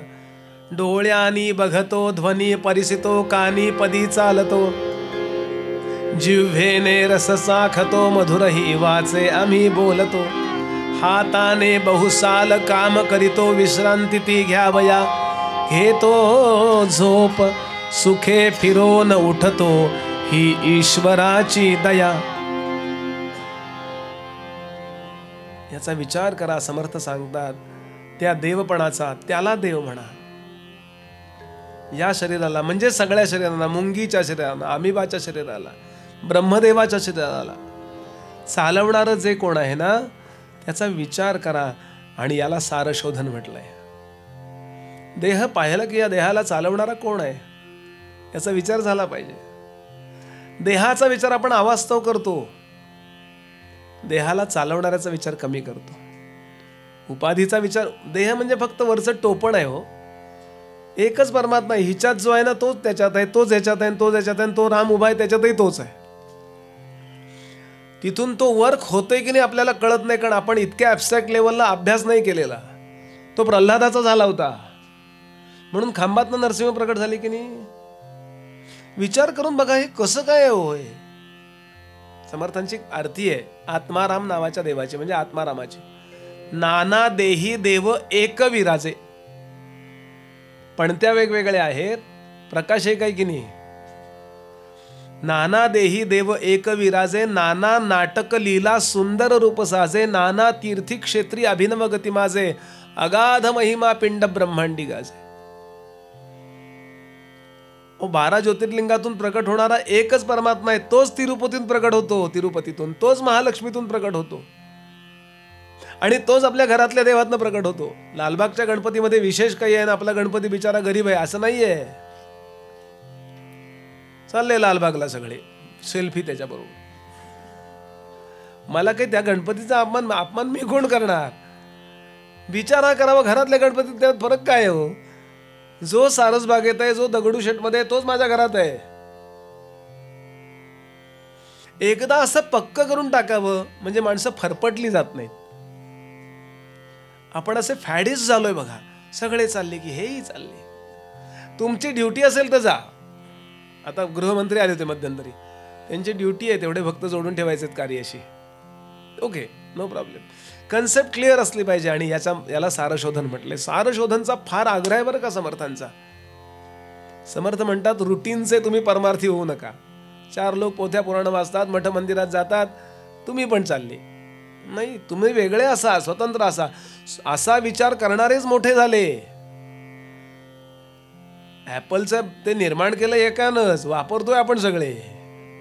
वापरणारे सगळे आहेत, निर्माण करणारा कोण आहे असा विचार करावा. आणि ते सांगतात. आणि यानंतर पुढचा 10वा समास जो आहे, इथे 6वा दशक पूर्ण होतो. त्या समासाचं नाव आहे अनुर्वाच्य निरूपण. अनुर्वाच्य म्हणजे ज्याच्याबद्दल बोलता येत नाही असं ते परमात्मा तत्व आहे. बोलल्याशिवाय कळत नाही, पण बोलल्याने कळत नाही, म्हणजे पूर्ण होत नाही बोलणं. बोलण्याने कळलं असं होत नाही. बोलण्याने मी विचारप्रवण करू शकतो, आपल्याला विचार करायला प्रवृत्त करू शकतो. पण मी बोललो आणि तुम्हाला कळलं, बोलणाऱ्याला तरी कुठं कळलंय. तो कळण्याकरता बोलत असतो.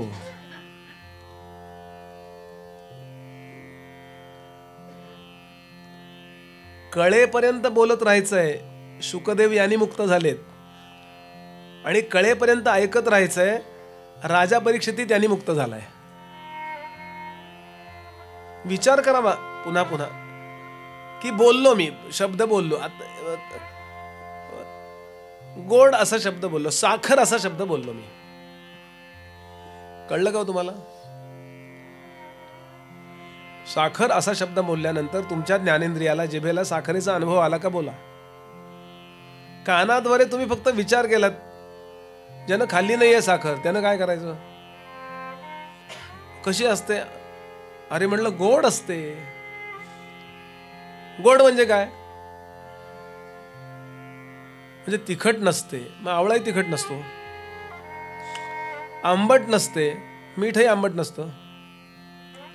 समर्थांनी उदाहरण दिलं इथे, मुक्याने गुळ खाल्ला. मुक्या माणसाला गुळ दिला खायला. भैरव पाहिजे आपल्याला. एक मध्ये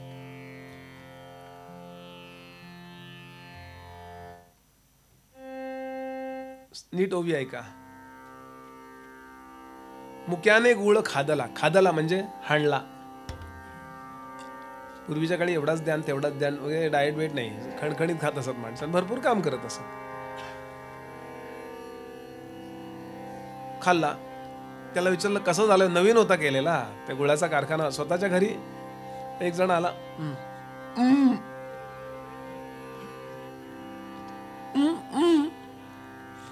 त्याला शब्दबद्ध करता येईल का?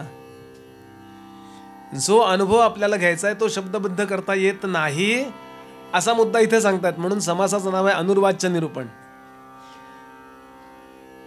सा सा रे ग म प ध नि सा, लगेच झटकन आलं पाहिजे. ते ख्याल नाहीये, अर्ध्या मिनिटात सगळा राग आला पाहिजे, नाहीतर वेगळा येतो.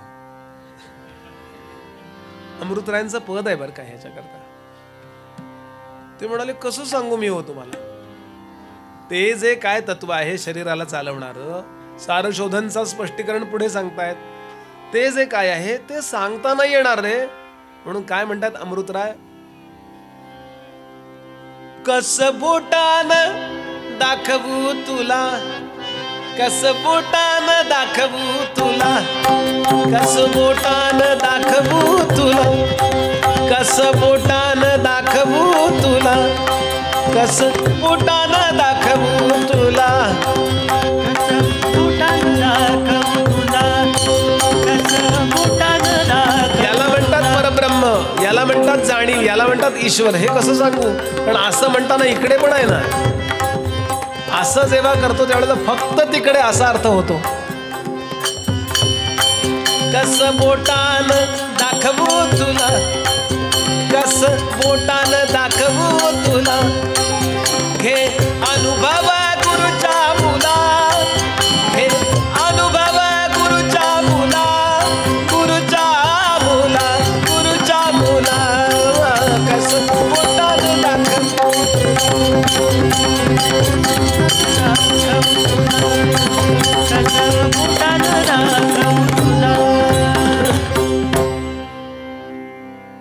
असं कसं सांगणार? समर्थ आधी प्रश्न उपस्थित करतात, असं कसं सांगणार? अहो, समर्थांची परीक्षा बघायला शंकराचार्यांच्या परंपरेतला एक शिष्य चाफळला आला होता एकदा. घडलेली घटना आहे. पण त्यानं कळलं की इथे एक साधू राहतो, असं गोसावी आहे, 1100 मठ स्थापन केले. आचार्यांनी 4 मठ स्थापन केले, द्वारकापीठ, शृंगेरी पीठ, जगन्नाथपुरी, नाही का? तसं समर्थांनी 1100 स्थापन केले. आणि समर्थांचा मठ म्हणजे अर्धी तालीम. मारुतीची समोर प्रतिमा, पोरांनी व्यायाम केला पाहिजे असा होता महापुरुष. तो तब्येत ठणठणीत झाले, मरेपर्यंत तब्येत ठणठणीत पाहिजे. उठता येत नाही, बसता येत नाही, चालता येत नाही, ऐकू येत नाही, हे त्यातलं जीवन आहे. प्रारब्धाने एखादी गोष्ट आली तर सोडून द्या, तुमच्या आळशीपणाने येऊ देऊ नका, समर्थ म्हणाले. आणि वेदांताचे फार अभ्यास. अहो, समर्थ मी बोललो ना की अशी पर्सनॅलिटी, वेगळं जायचंच कारण नाही. सुपर मार्केट आहे समर्थ म्हणजे. तुमचं शरीर कसं असलं पाहिजे, तुमचे डोळे, तुमचे दात स्वच्छ असले पाहिजे, समर्थाने लिहिले. तो 400 वर्षापूर्वी समर्थाने, बरे दात घासोनी तोंडा धुवावे, कळाहीन घाणेरडे बाण असावे. आपले कपडे नेटके असले पाहिजे. समर्थांच्या दासबोधात उभे आहेत. कसले तरी घाणेरडे कपडे, कपडे चांगले असतात पण नेसताना वाकडे तिकडे नसतात. आणि हल्ली ते फाडून नेसायची पद्धत आहे, फाडतात. त्या न्यूयॉर्कला गेलो होतो मी, तर एक दिवस त्यांना म्हटलं मला नुसतं फिरायचं न्यूयॉर्कला, तुम्ही मला सकाळी 7ला सोडायचं आणि संध्याकाळी न्यायचं, मी बिंदास फिरणार कुठेही, माझ्याकडून पासपोर्ट वगैरे सगळं आहे. म्हणजे काही कोणी विचारलं तर 19लाही गेलो होतो, आता परवाही गेलो होतो एकदा. म्हणजे एक्सपोजरमध्ये फरक आपल्याला काय, नेमकं तो चेंडू पडतो कुठं 31 डिसेंबरला मला माहिती पाहिजे हो. मला तिथे सिगारेटचा भयंकर त्रास झाला, म्हणजे इतका सफोकेशन होत होतं, तेवढाच वास सगळीकडं. असो, मला त्यांची काही निंदा नाही करायची, मी कोण निंदा करणार.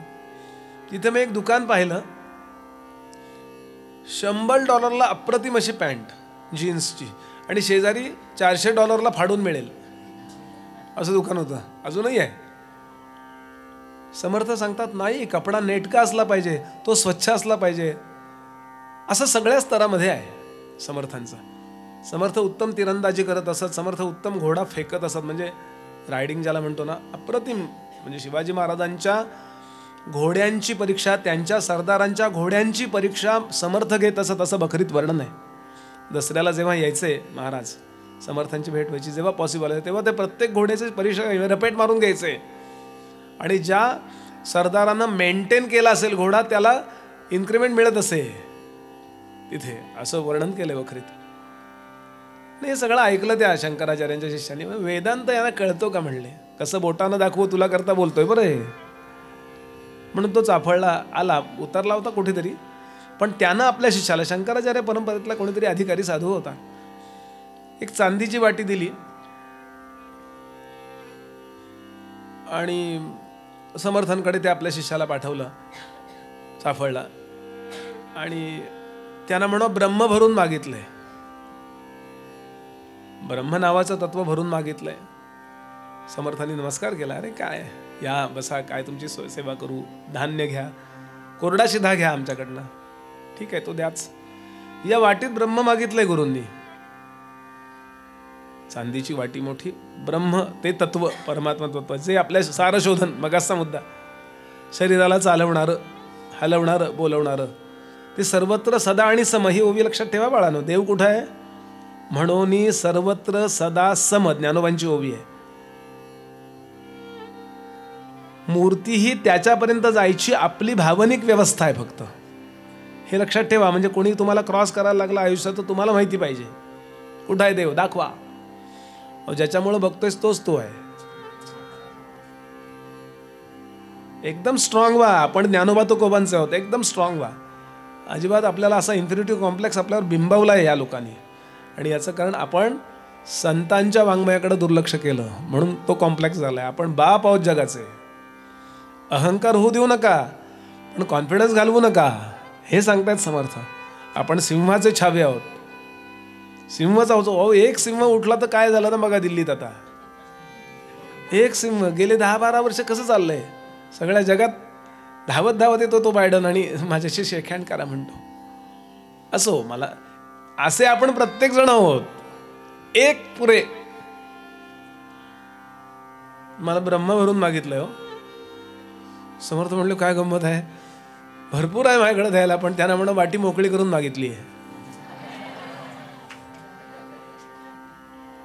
कसं बोटानं दाखवू तुला, घे अनुभव गुरुच्या मुला. आणि म्हणून ते जाणावे परब्रह्मचे वेदांचे गुह्य परम, धरिता संत समागम सर्व ही कळे. सत्संगात राहा म्हणजे कळायला लागतं.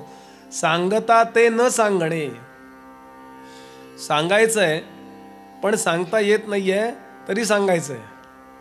सांगता येत नाही तरी सांगता येतं का? न बोलता कळतं का? कळतं ना, न बोलता कळतं. नवरा बायकोंचं कळतं की नाही एकमेकांना. बुवा आणि साथीदार अचानक आले, नवऱ्याने सांगितलं ऐकलं का ग,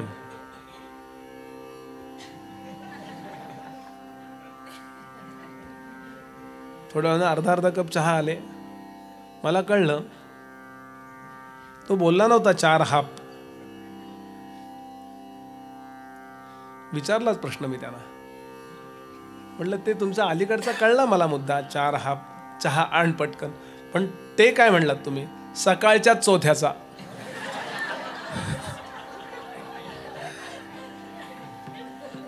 वाणीचा उच्चार न, विनोदानं बोलतोय मी, पण वाणीचा उच्चार न करता गुरु आत्मज्ञान देतात. काय करतात ते? समर्थांची ओवी आहे. मुक्यानं गुळ खाल्ला, त्याला काही सांगता आलं नाही.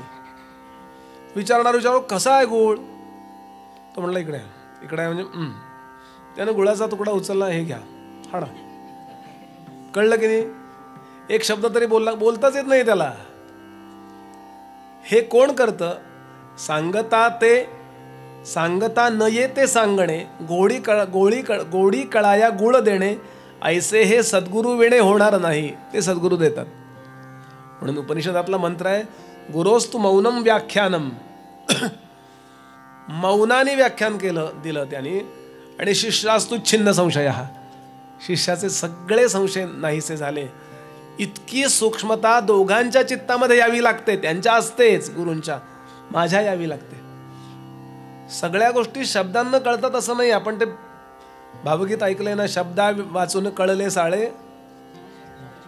पुढचं नको म्हणायला. आणि म्हणून समर्थ सांगतात, सत्संगती करा. या सत्संगतीचा परिणाम असा होतो की आपल्याला जे कळायला पाहिजे ते कळायला लागतं. आणि म्हणून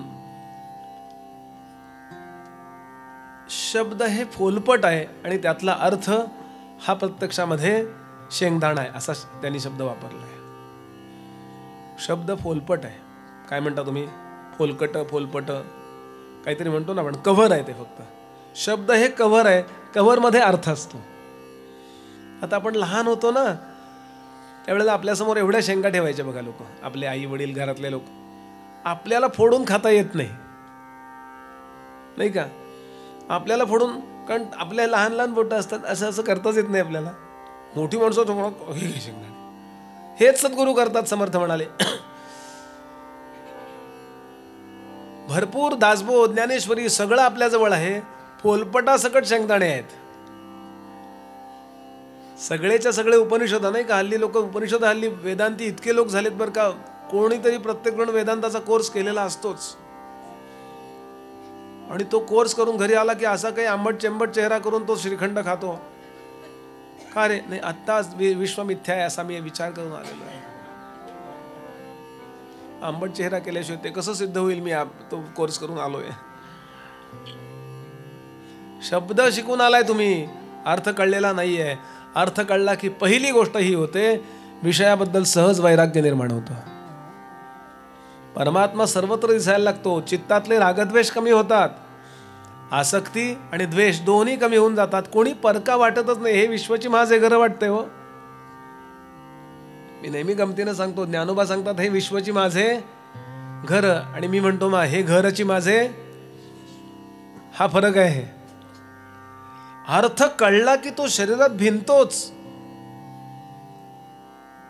सहज होतं ते. आणि समर्थ सांगतात, शब्द बोलवणार आहे, अर्थ शब्दापूर्वीच आहे. आधी अर्थ निर्माण होतो का आधी शब्द निर्माण होतो? बोला. वरवर पाहता आपल्याला शब्दाचा अर्थ वाटतो, नाही, अर्थाचा शब्द करावा लागतो. अर्थाचा शब्द आणि शब्दाचा अर्थ. आधी अर्थ आहे, मग शब्द तयार होतो. त्याच्या कशाबद्दल बोलताय तुम्ही? ज्याच्याबद्दल बोलताय ते आधी आहे की नाही? एक नवीन शिक्षक आले, सोनूपंत मामा हा दृष्टांत, SP कॉलेजचे प्रिन्सिपल, हा दृष्टांत नेहमी द्यायचे. ज्ञानेश्वरी बद्दल बोलताना, ज्ञानेश्वरीमध्ये एक ओवी आहे, परब्रह्मतत्वाबद्दल माऊली म्हणाली, अर्थ पुसिल्या न पुसे शब्दू जायचा. शब्द पुसता येतो, अर्थ पुसता येत नाही, असं ते सांगायचं. त्याच्याकरता एक उदाहरण द्यायचे माऊली सोनूपंत मामा. एका गावामध्ये एक शाळा होती, सरकारी शाळा. त्या सरकारी शाळेत एक नवीन शिक्षक आले. पहिला लेसन आहे, पहिला तास आहे. ते कार्टी असतातच हो, प्रत्येक गावात असतात. ती बॅक बेंचर म्हणतात त्यांना. ते एक कार्ड पुढं गेलं, खडू घेतला आणि त्यानं लिहिलं. आलेल्या म्हणजे रॅगिंग बिगिंग विद्यार्थ्याच होते, शिक्षकाचं रॅगिंग. तिथे लिहिलं त्यांनी, मास्तर गाढव आहे. ते जुन्या शाळा, मास्तर गाढव आहे लिहिलं आणि जाऊन बसलं पोरगं. हातबीत असे करून टाकले, प्रूव्ह होऊ नये हाताला खडू लागलेला वगैरे. भडकले हो सर. अरे हे काय स्वागत आहे मास्तरचं? इतके रागावले. पहिल्यांदा डस्टर घेतला आणि भरभर भरभर पुसलं. हातात छडी घेतली आणि सगळ्यांच्या, कोणी लिहिलंय, कोणी लिहिलंय, कोणी लिहिलंय, कोणी लिहिलंय. सगळे गप्प. कोणी लिहिलंय बोला. ते पोरगं उभं राहिलं सर, आणि ते म्हणलं, सर काय? आता बोल. मास्तर गाढव आहे.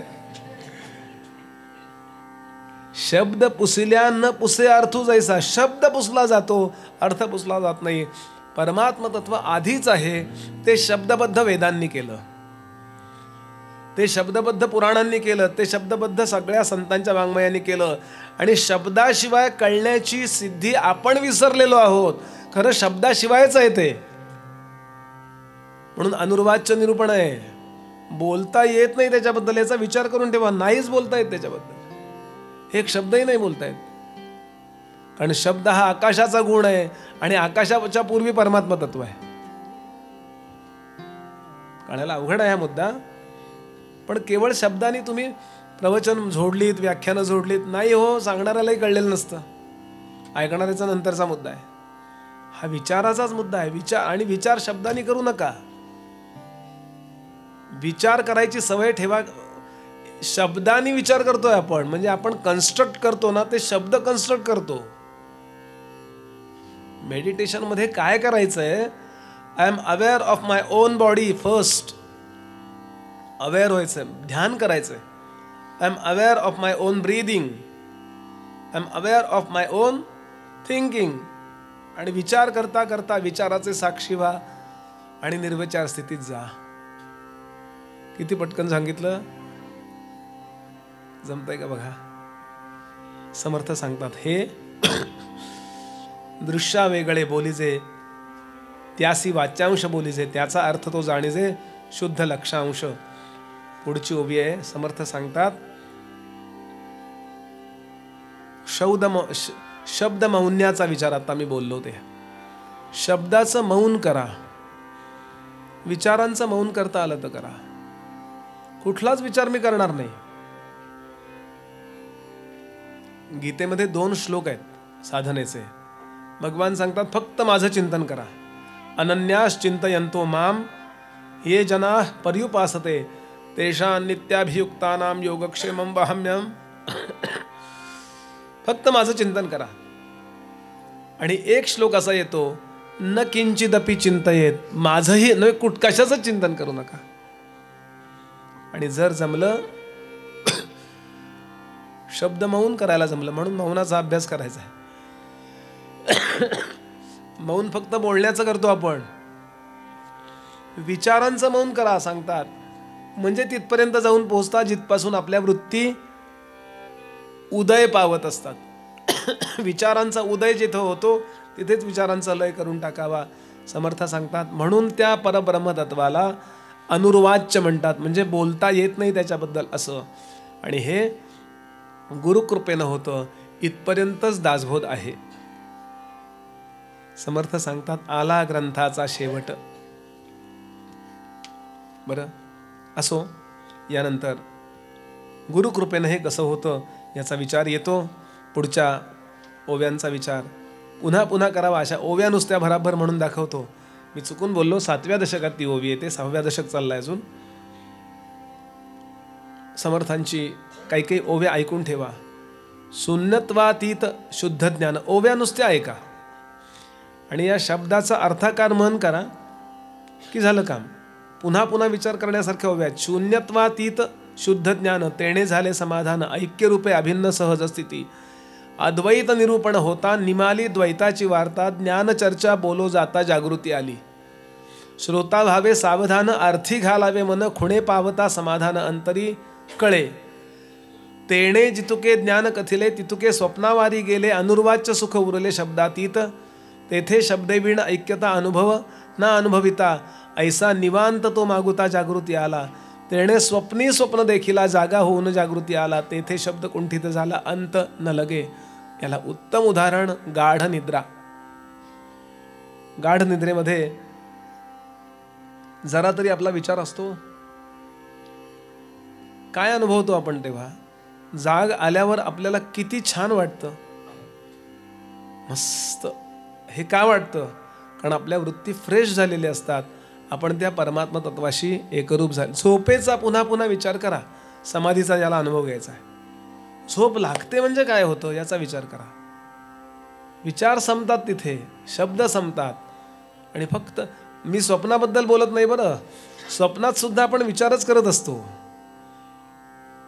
एका इंग्लंडच्या फिलॉसॉफरनं म्हटलंय, स्वप्नात मन इतकं एकाग्र होतं की ज्याचा विचार करतो ते आकार दिसतात आपल्याला. जिलबी दिसते, जिलबीवाला दिसतो, वाढणारा दिसतो, मी खातो हे दिसतो, जिलबीची चव कळते, इतकं सगळ्या स्मृती असतात तिथे, स्वच्छ खाल्लेले असतात ते आतमध्ये आहे नोंद. जिलबी म्हटलं तरी चव लक्षात आली बघा. आणि एकाग्र झालेलं असतं मन, त्याचा विचार नाही करायचा. त्याच्याही पलीकडे असणारी सुषुप्ती म्हणजे घट्ट गाढ निद्रा. गाढ निद्रेचा अभ्यास करा. जागेपणी ज्याला झोपता येतं ना त्याला समाधी लावता येते, या वाक्याचा विचार करा. म्हणून शहाण्या लोकांनी समाधीला जागृत सुषुप्ती असं म्हटलेलं आहे, जागे असणारी सुषुप्ती. याचा विचार पुढे येईल. जीव ज्या 3 अवस्था भोगतो, जागे पण उपभोगतो, स्वप्नावस्था आणि गाढ निद्रा, या 3 अवस्था आपण उपभोगत असतो. याचा विचार पुढे येईल तेव्हा बोलू. समर्थ सांगतात, जेव्हा असे आपण जाऊन पोहोचतो, अनुर्वाच्य शब्द चाललाय, बोलता येत नाही अशा परमात्मा तत्वाजवळ आपण जाऊन पोहोचतो, म्हणजे ते आपल्या आतच आहे. कुठं मुंबईला जायची गरज नाही, कुठे जायची गरज नाही, इथेच आहे ते तीर्थक्षेत्र. फक्त विचाराने तिथपर्यंत जाऊन पोहोचलो की समर्थांचा अभंग आहे. ध्यान करू जाता मन हरपले, सगुणी जाहले गुणातीत. त्याचं शेवटचं चरण मला सांगायचं फक्त. ध्यान करू जाता मन हरपले, ध्यान करू जाता मन हरपले, सगुणी जाहले गुणातीत गुणातीत, सगुणी जाहले गुणातीत गुणातीत. ध्यान करू जाता मन हरपले, ध्यान करू जाता मन हरपले. रामदास म्हणे, एकदम शेवटच्या चरणावर उडी मारतोय कारण ती ओवी इथं आली आहे.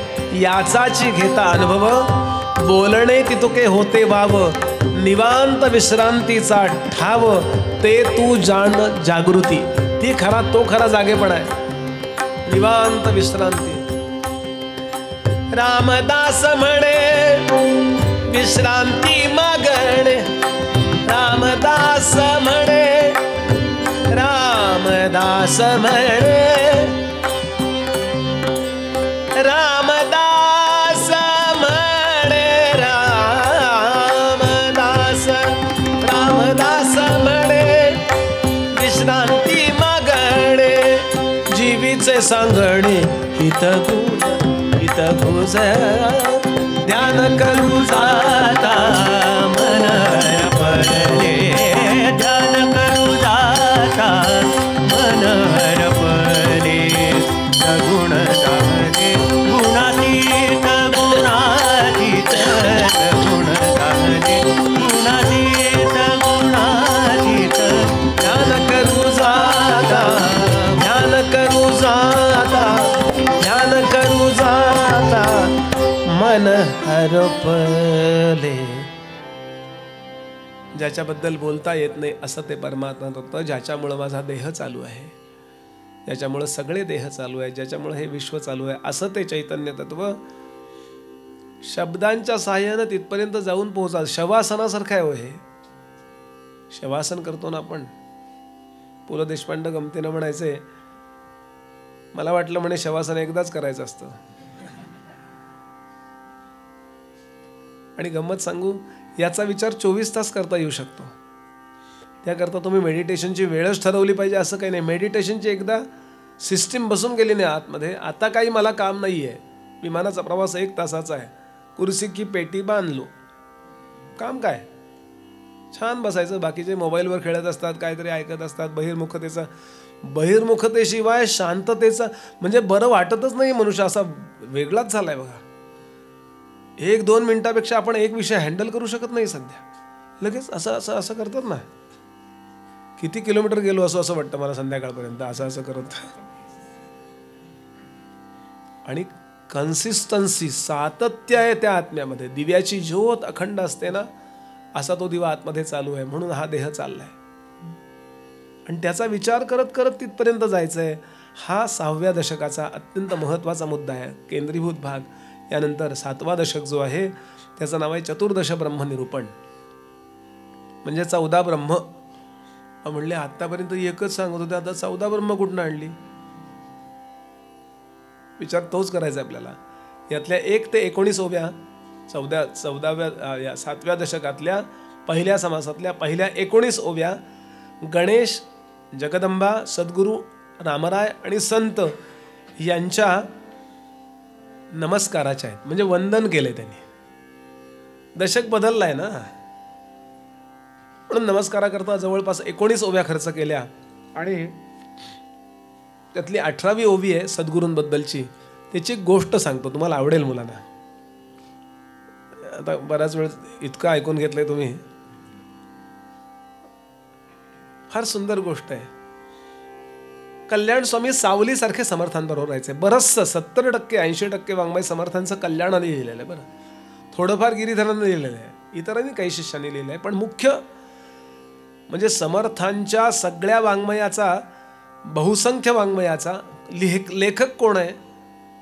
स्वामींचा कविता समुद्र अवघा कल्याण लिही तसे, ऐसा हा अनंत कवीचा सद्गुरू जो आहे बद्धास तारी तसे, असं दिवाकरांच्या धाकट्या भावाचं स्तोत्रच आहे समर्थांबद्दलचं आणि कल्याणाचं. आता व्हायचं काय? तो नुसता लिहायचा नाही, तो गुरुची इतकी सेवा करायचा. हो, कपडे धुवा त्यांचे, पाणी आणून द्या, अमुक करा. आणि होता होता समर्थ शेवटचे 6-7-8 वर्ष सज्जनगडावर राहायला आले. 74 सालची गुरुपौर्णिमा जी झाली ना सज्जनगडावर, शिवाजी महाराजांनी एक फोर्ट गिफ्ट केला राहायला. शिवाजीराव भोसले पुण्यातच बोलत होते एकदा की म्हणे शिवाजी महाराजांना किल्ले इतके प्रिय होते, म्हणजे तो जीव की प्राण होता. एक किल्ला 360 किल्ले होते यांचे. मी म्हटलं आमच्याकडे 360 किल्ल्या पण नाही आहेत. काय असेल पराक्रमी तो राजपुरुष. आणि आपल्याला आयुष्यभर ज्यांनी मार्गदर्शन केलं, अख्खा संप्रदाय, त्याचं इन्फ्रास्ट्रक्चर आपल्या पूर्ण कार्याच्या पाठीशी उभं केलं, त्या आपल्या सद्गुरूंना आपण काय गिफ्ट करूया? 6 जूनला राज्याभिषेक झाला आणि त्यानंतरची जी गुरुपौर्णिमा आली आहे, त्या गुरुपौर्णिमेला अख्खा एक फोर्ट, त्याचं नाव सज्जनगड नंतर पडलंय, परळीचा किल्ला हे नाव आहे, हा गिफ्ट केला. आणि गडावरती मोठं संमेलन झालंय. आणि सांगितलं महाराज तुम्ही इथे राहा. आणि मग आयुष्यभर समर्थ तिथे राहिले. पुढं 74 वर्षाचे होईपर्यंत तिथे राहिले. शिवाजीराव भोसले बोलत होते, ते वाक्य राहिलं. ते म्हणाले राजाने कुणाला किल्ला गिफ्ट केल्याचं काही दुसरे कुठलं उदाहरण आहे का सांगा म्हणाले. तेव्हा वाद चालला होता महाराष्ट्रात, शिवाजी महाराजांचे गुरु होते का नव्हते. म्हणलं इतकं प्रिय असणारा एक किल्ला, काहीतरी तर त्यांचे संबंध असणार आहेत ना. एखाद्याला आपण इतकी महत्वाची वस्तू देतोय म्हणजे किती त्याच्याबद्दल आदर असला पाहिजे आपल्याला. आणि संमेलन झालं वगैरे वगैरे. आणि झालं असं की समर्थ आयुष्यभर शरीराचं काही हेच नाही, अखंड तुझे कारणी देह माझा पडावा, शरीराचा विचारच केला नाही. हो, अखंड धावतच राहिलेत समर्थ. वेळ कमी होता. 5 बहामनी पातशाह परकीय लोक भारताला गिळंकृत करायला बसले होते. जमीन नेतच येत नाही म्हणून नव्हती नेली. समर्थांची ओवी आहे की पदार्थ मात्र ती तुका नेला गेला, नुसता देशाची उरला. आगी लावतात चांगल्या चांगल्या पिकांना, स्त्रियांना पळवतात, सोनं पळवतात. समर्थांचं अष्टक आहे. समर्थांनी त्यावेळेचं वर्णन केलंय. बेबंदशाही कशी झाली ती. आसमानी आणि सुलतानी 2 संकट सांगितलेत त्यांनी. आवर्षणं पडायची, राजाचा पत्रिका लागू होते, असले राजे म्हणून यमुनेचं पाणी घाण. राजाची पत्रिका राज्याला लागू होते असं सांगितलंय. आणि सुलतानी, समर्थांचं वर्णन आहे समर्थांनी करून ठेवलेलं की किती गुजरिणी ब्राह्मणी भ्रष्टविल्या, किती शामुखा जाहजी फाकविल्या, किती एक देशांतरी त्या विकिल्या, किती सुंदरा हाल भोगो निमेल्या. जय जय रघुवीर समर्थ. किती वाईट वाटतं माहिती का समर्थांना. त्यांच्या ओवीवरनं विचार करा. चिंतेने ऊर फाटतो, विचार करून देशाचं कसं व्हायचं. पर सगळेच्या सगळे राजे लोक नको त्याच्या शौर्य धैर्य रुतले होते परसेवेच्या चिखलात. बाबा पोता करतायत. कोणती परदेशातून आलेली बाई, तुम्ही आमच्या पक्षाचे अध्यक्ष व्हा. वाटोळं झालं सगळं भारताचं. अरे स्वाभिमान काय आहे की नाही. हे आज नाही चाललेलं, तेव्हाही होतं. आणि म्हणून समर्थांनी नाही देहाची का, मला का सांगायचं आहे, समर्थांना व्यथा झाली शेवटी, जो कफाची व्यथा झाली, खूप दुःख आणि खूप खोकला यायचा, रात्रभर उबळ असायची. तेव्हा अनेक उपाय केलेत त्यांनी, उपचार केलेत. सीतामाई प्रगट झाल्यात एका प्रसंगात आणि सीतामाईनी आपला उष्टा विडा त्याला दिला, रामदासांना दिला. तेव्हापासून समर्थ विडा खायला लागले. वैद्य आले सज्जनगडावरती एक, या ओवी करता सांगतोय बरं मी, ही ओवी त्या संदर्भात आहे या गोष्टीच्या. वैद्य आले आणि ते म्हणले की रामदास स्वामींची नाडी वगैरे चेक केली, तपासली, नाडीवरनं कळतं आपलं काय आहे नेमकं, फक्त इथे धरतात आणि बरोबर तुमच्या किडनीमध्ये खडा आहे म्हणून सांगतात. तो सोनोग्राफी अगदी पोटावर घासून घासून तरी सो कळत नाही त्यांना. एकदा असं करा, एकदा तसं करा, एकदा पोट असं वळवा, एकदा तसं वळवा. मला काही त्या सिस्टीमच्या विरुद्ध नाहीये, नाडीचं ज्ञान कसं श्रेष्ठ असेल हे मला सांगायचं. हे पण चांगलंच आहे, नाही असं नाहीत, कारण त्यांनी केलेत प्रयोग. ते त्या वेव्स, सोनो म्हणजे त्या वेव्स पाठवतात आणि परत येतात ना त्या धडकून. आणि त्यांनी सांगितलं तुम्हाला काही करून महाराज ठाणबंद पाणी पिऊ नका, वाहतं पाणी प्या. आणि गडावर वाहतं पाणी नाही आहे, आजही गडावर वाहतं पाणी नाही आहे, खालून पाणी आणलेलं आहे. स्थिर राहिलं ना पाणी की ते कफकारक होतं, वाहतं असलं की ते कफकारक होत नाही. असं आता वाहतं पाणी आणणार कोण? सज्जनगडाच्या पायथ्याशी उरमोडी नावाची नदी आहे, खूप लांब आहे, नुसतं चालत येणं अवघड आहे. आता अर्ध्या रस्त्यात गाडी जाते तरी सुद्धा माणसं ते डोली करतात. फिटनेस फार महत्वाचा आहे. लगेच हा उभा राहिला, इतका चांगला मुलगा, कष्ट करणारा, सद्गुरूंकरता जीवन वाहिलेलं, हा कल्याण उभा राहिला. तो म्हणला मी आणेन. बरं तब्येतही अशी मजबूत होती, एका बुक्कीत हत्ती सरळ केला होता त्यांनी. एका उत्सवात हत्ती माजला होता, कल्याणा जा रे, तो गेला आणि अशी उडी मारली त्यांनी, एकच फक्त बुक्की त्याच्या वर्मस्थळावर. त्याचं वर्म महत्वाचं आहे, हत्तीला घाबरायचं नसतं, बाकी कशाला विचार करताय, त्याचं वर्म कळलं की झालं. कुठल्याही गोष्टीचं वर्म कळलं की झालं, घाबरायचं कशालाच नाही, समर्थ सांगतात. आणि बरोबर तो बेशुद्ध पडला आणि लगेच त्याला बांधला आणि हजारो लोकांची जीवितहानी टळली होती, चापडला. असा होता कल्याण. तो म्हणला आय विल मॅनेज. आणि तो 2 हंड्यातून पाणी आणत असे. ते हंडे आजही गडावर ठेवलेले आहेत बरं. आम्ही त्या हंड्यात आत बसून घासतो हंडे, म्हणजे मी घासलेले आहेत, तुम्ही घासले असतील. आजही ते मठात ठेवलेत मोठे हंडे, एवढे एवढे एवढे मोठे आहेत होते. पाणी भरून नव्हे, नुसते उचलायला अवघड आहेत, मोठे आहेत असे, पितळ याचे आहेत, तांब्याचे, चकचकीत असे. ते रोज आणायचे, वरती आणायचं. समर्थांना आंघोळीला तेच पाणी आणि प्यायलाही तेच पाणी. आता झीज खूप होतीये, झीज खूप होतीये, म्हणून समर्थांनी विचार केला आपला इंटेकही तेवढा असावा लागतो. जेवढा आउटपुट आहे ना तेवढा इनपुट पण पाहिजे ना.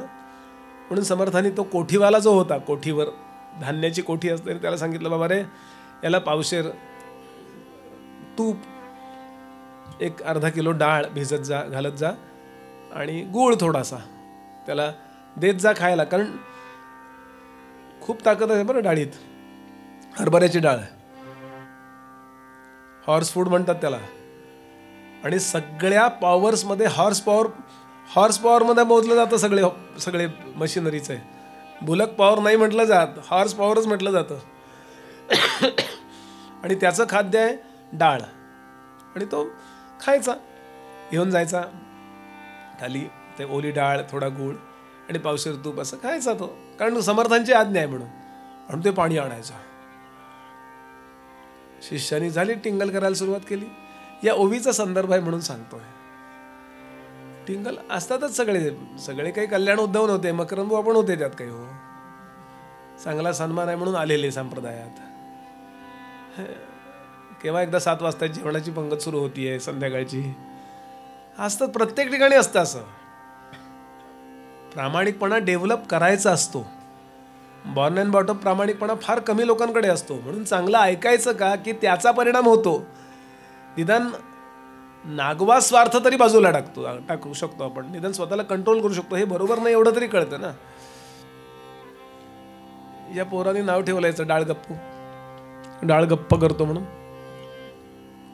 समर्थांच्या कानावर गेलं, हा काही नुसता डाळगप्पू आहे, याला काही येण बरू दिला, काही येत नाही याला, अशा अर्थानं डेव्हलप केलं त्या वदंता. कारण प्रत्येकजण प्रत्येक क्षेत्रात हे आहेच आहे. कुठलंही क्षेत्र असं गॉसिपिंग करणारे लोक असतात, एकमेकांची निंदा करणारे लोक असतात, पुढं जाणाऱ्याला मागं ओढणारे लोक असतात, सगळ्या ठिकाणी असतात. म्हणून हे ऐकून ठेवायचं, म्हणजे आपण मजबूत होतो. ते नेपोटिझमनी काय काय म्हणतात ना, सुशांत तो आहे ना कोणत्या, तो माझ्या प्रवचनाला येत असता तर 100 त्यांनी दुसऱ्याला आत्महत्या करायला लावली असती. म्हणजे वाईट असताना घेऊ नका, इतकं वीक व्हायचंच नाही हो. समर्थांच्या कानावर गेला. डाळगप्पू म्हणजे नुसता खादाड आहे हा, याला काही येत नाही अशा अर्थानं बोलतायत. आता दाखवूयाच एकदा. आणि केव्हा तरी शिवाजी महाराज गडावर आले दर्शनाला, त्यांचे सरदार वगैरे. काय गिरीधराने वर्णन केलंय हो. असा राजा येत होता, मला असं वाटलं की 33 कोटी देव एका तामणात घ्यावेत आणि राजांवरून ओवाळून टाकावेत, असा राजा दिसत होता, असं वर्णन केलं गिरीधरांनी. समर्थ प्रताप नावाचा ग्रंथ वाचून बघा गिरीधरांचा. समर्थांच्या सहवासात 6 वर्ष राहिला हा मुलगा, बीडचा मठपती. आणि आले, बसले. समर्थांनी बात छेडली. राज्याभिषेकाच्या पूर्वी आपणास आम्ही जुना दासबोध 21 समासी दिली होती, आपण किती पारायणं केलीत? हे प्रामाणिकपणा म्हणजे शिवाजी महाराज आहे तो. उगाच आपलं खोटं 2 झालीत 3 झालीत, काय खोटं बोलणार, म्हणून ते राजे आहेत. त्यांनी सांगितलं आपण राज्य साधना दिली आहे, राज्य चालवणं हीच तुमची साधना, असं एकदा मागं म्हणले होते चाफळला. तेच मी मनापासून करतो. एकही पारायण जमलेलं नाही मला, ठेवलेला आहे दासबोध आहे. आता भरपूर लोक बसले होते, ते छोटीशी सभा चालू होती. तुम्ही काही पारायणं केलीत? एक जण उभा राहिला, हो माझी 10 पारायणं झाली आहेत. दुसरा उभा राहिला, माझी 20 झाली आहेत. आता त्यात काय मी म्हणू शकतो माझी 500 झाली, तुम्ही होच म्हटलं पाहिजे. कशाला वाद घालायचा बुवाचे, जाऊ दे हो म्हणा, संपला विषय. वा वा वा वा. बघा राजे, असं करायचे असते साधना. राजांच्या लक्षात आलं हे बॉलिंग सुरू झालेली आहे, गुगली आहे, आपल्याला बोलत नाही येत. ते कन्सेप्ट क्लिअर आहेत सगळ्या. बर, आज आपण इथे बसलोय, एका ओवीवर मला थोडंसं निरूपण करायचं. ही मोठी मंडळी सातत्यानं निरूपणात असतात. गोंदवलेकर महाराज असतील, स्वामी समर्थ असतील, गजानन महाराज असतील, थोडंसं तरी 5-10 मिनिटाचं विवेचन करतातच. का? आपल्याला विचार, आपली लाईफस्टाईल बदलायला किंवा योग्य आहे तर योग्य ठेवायला मदत करत असतात. विचार हे माणसाचं जीवन आहे. Man is a rational animal म्हटलंय ग्रीक तत्वज्ञानाने. विचारशील प्राणी आहे मनुष्य. नुसतं अंधावाडा, उष्टी काढा, दुपारी 2 पोळ्या, संध्याकाळी 2 भाकऱ्या, असं नाही. विचार झाला पाहिजे.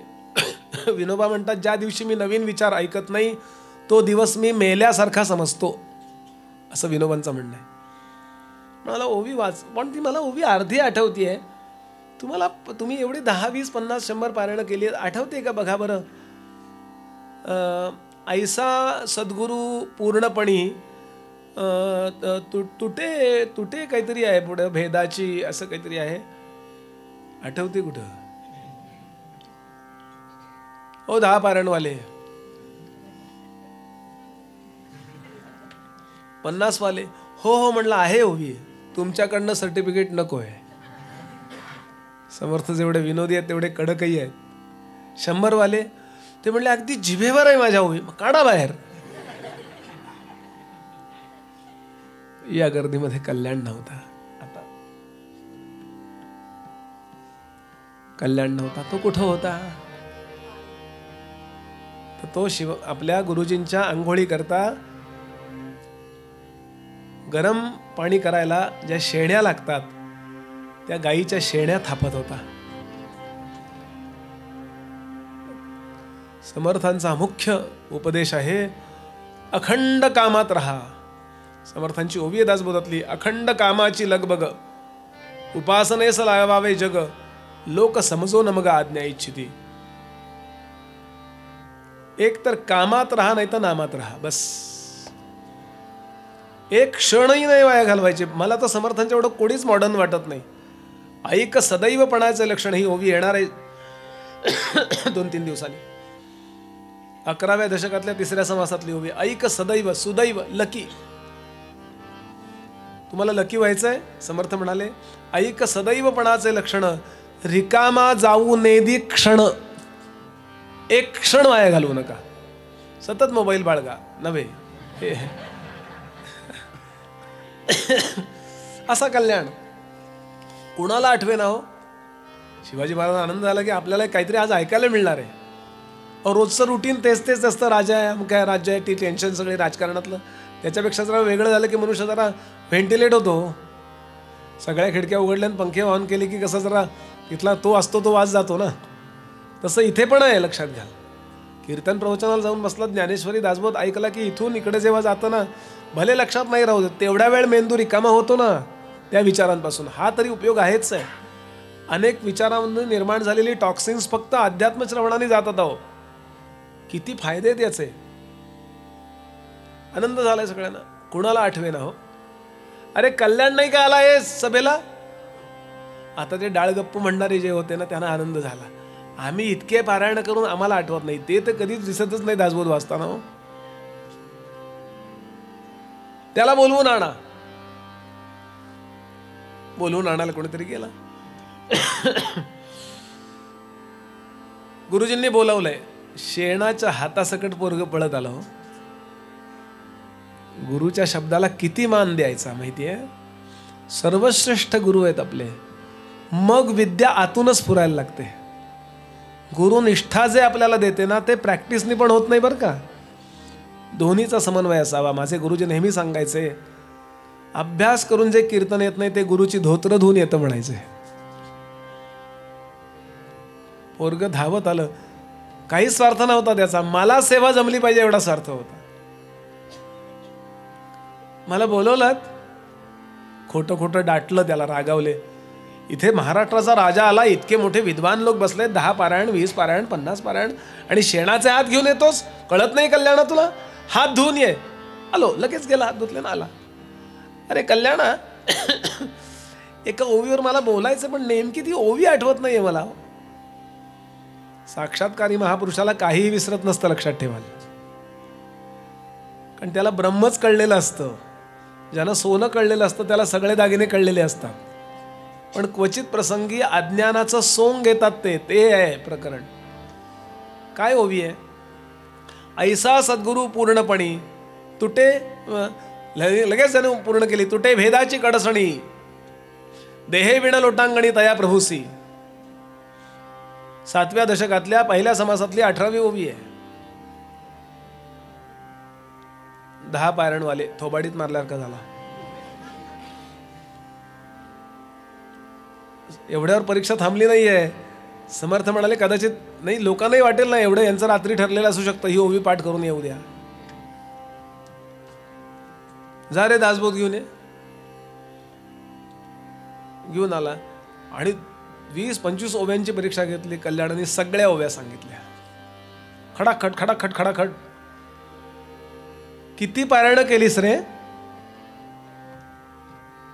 कल्याणानं सांगितलं. काहीच बोलला नाही तो, कारण एकही पारायण करू शकत नाही इतकं काम आहे हो. पहाटे 3ला उठल्यापासून रात्री 9-10 वाजेपर्यंत अखंड सेवेत आहे तो. एकही पारायण नाही झालेलं. पण असं कसं म्हणायचं? तुमच्या कामात इतकं ठेवलंय तुम्ही, मला अभ्यासाला वेळ दिला तर शपथ.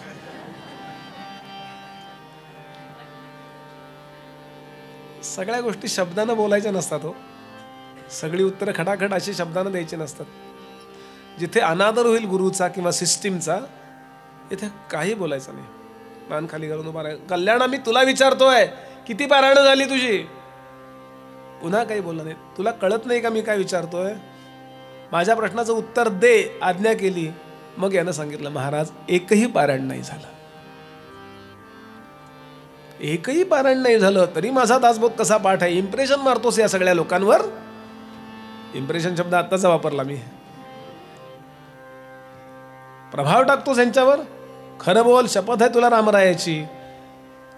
एकही पारायण नाही झालं. नाही म्हणला, एक झालं ना पारायण.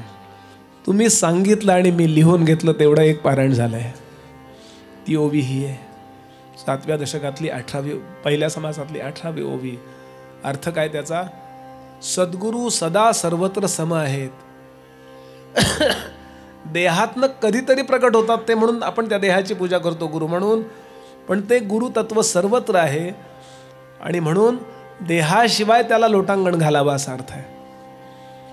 आपण ज्ञानोबांच्या इथे जाऊ केव्हा तरी माऊलींच्या समाधीचं मंदिर बंद असणार आहे, केव्हा तरी ते सगळे बंद असणार आहेत, सगळं म्हणजे लॉक असणार आहे. आपण नमस्कार देहाने किती वेळा घालणार? म्हणून मी माझ्या घरात नमस्कार घालू शकतो किंवा नमस्कार देहाने नाही घातला तरी मनोमन त्यांना साष्टांग नमस्कार अखंड घातलाय अशी भावना ठेवावी. देहे विण लोटांगणी तया प्रभूसे असा अर्थ आहे. मी गोष्ट होती म्हणून जरा थांबलो इथे. यानंतर पुढच्या समासांचा विचार आपण करूया, चतुर्दश ब्रह्मनिरूपणाचा, आणि बघू आज जमलं तर हा पूर्ण दशकच पूर्ण करूया आणि थांबूया. एक 10 मिनिटाचा आपण ब्रेक घेऊया, चहा घेऊन परत या आणि मग फ्रेश होऊन आपण पुढच्या प्रवचनाचा आनंद घेऊया. जय जय रघुवीर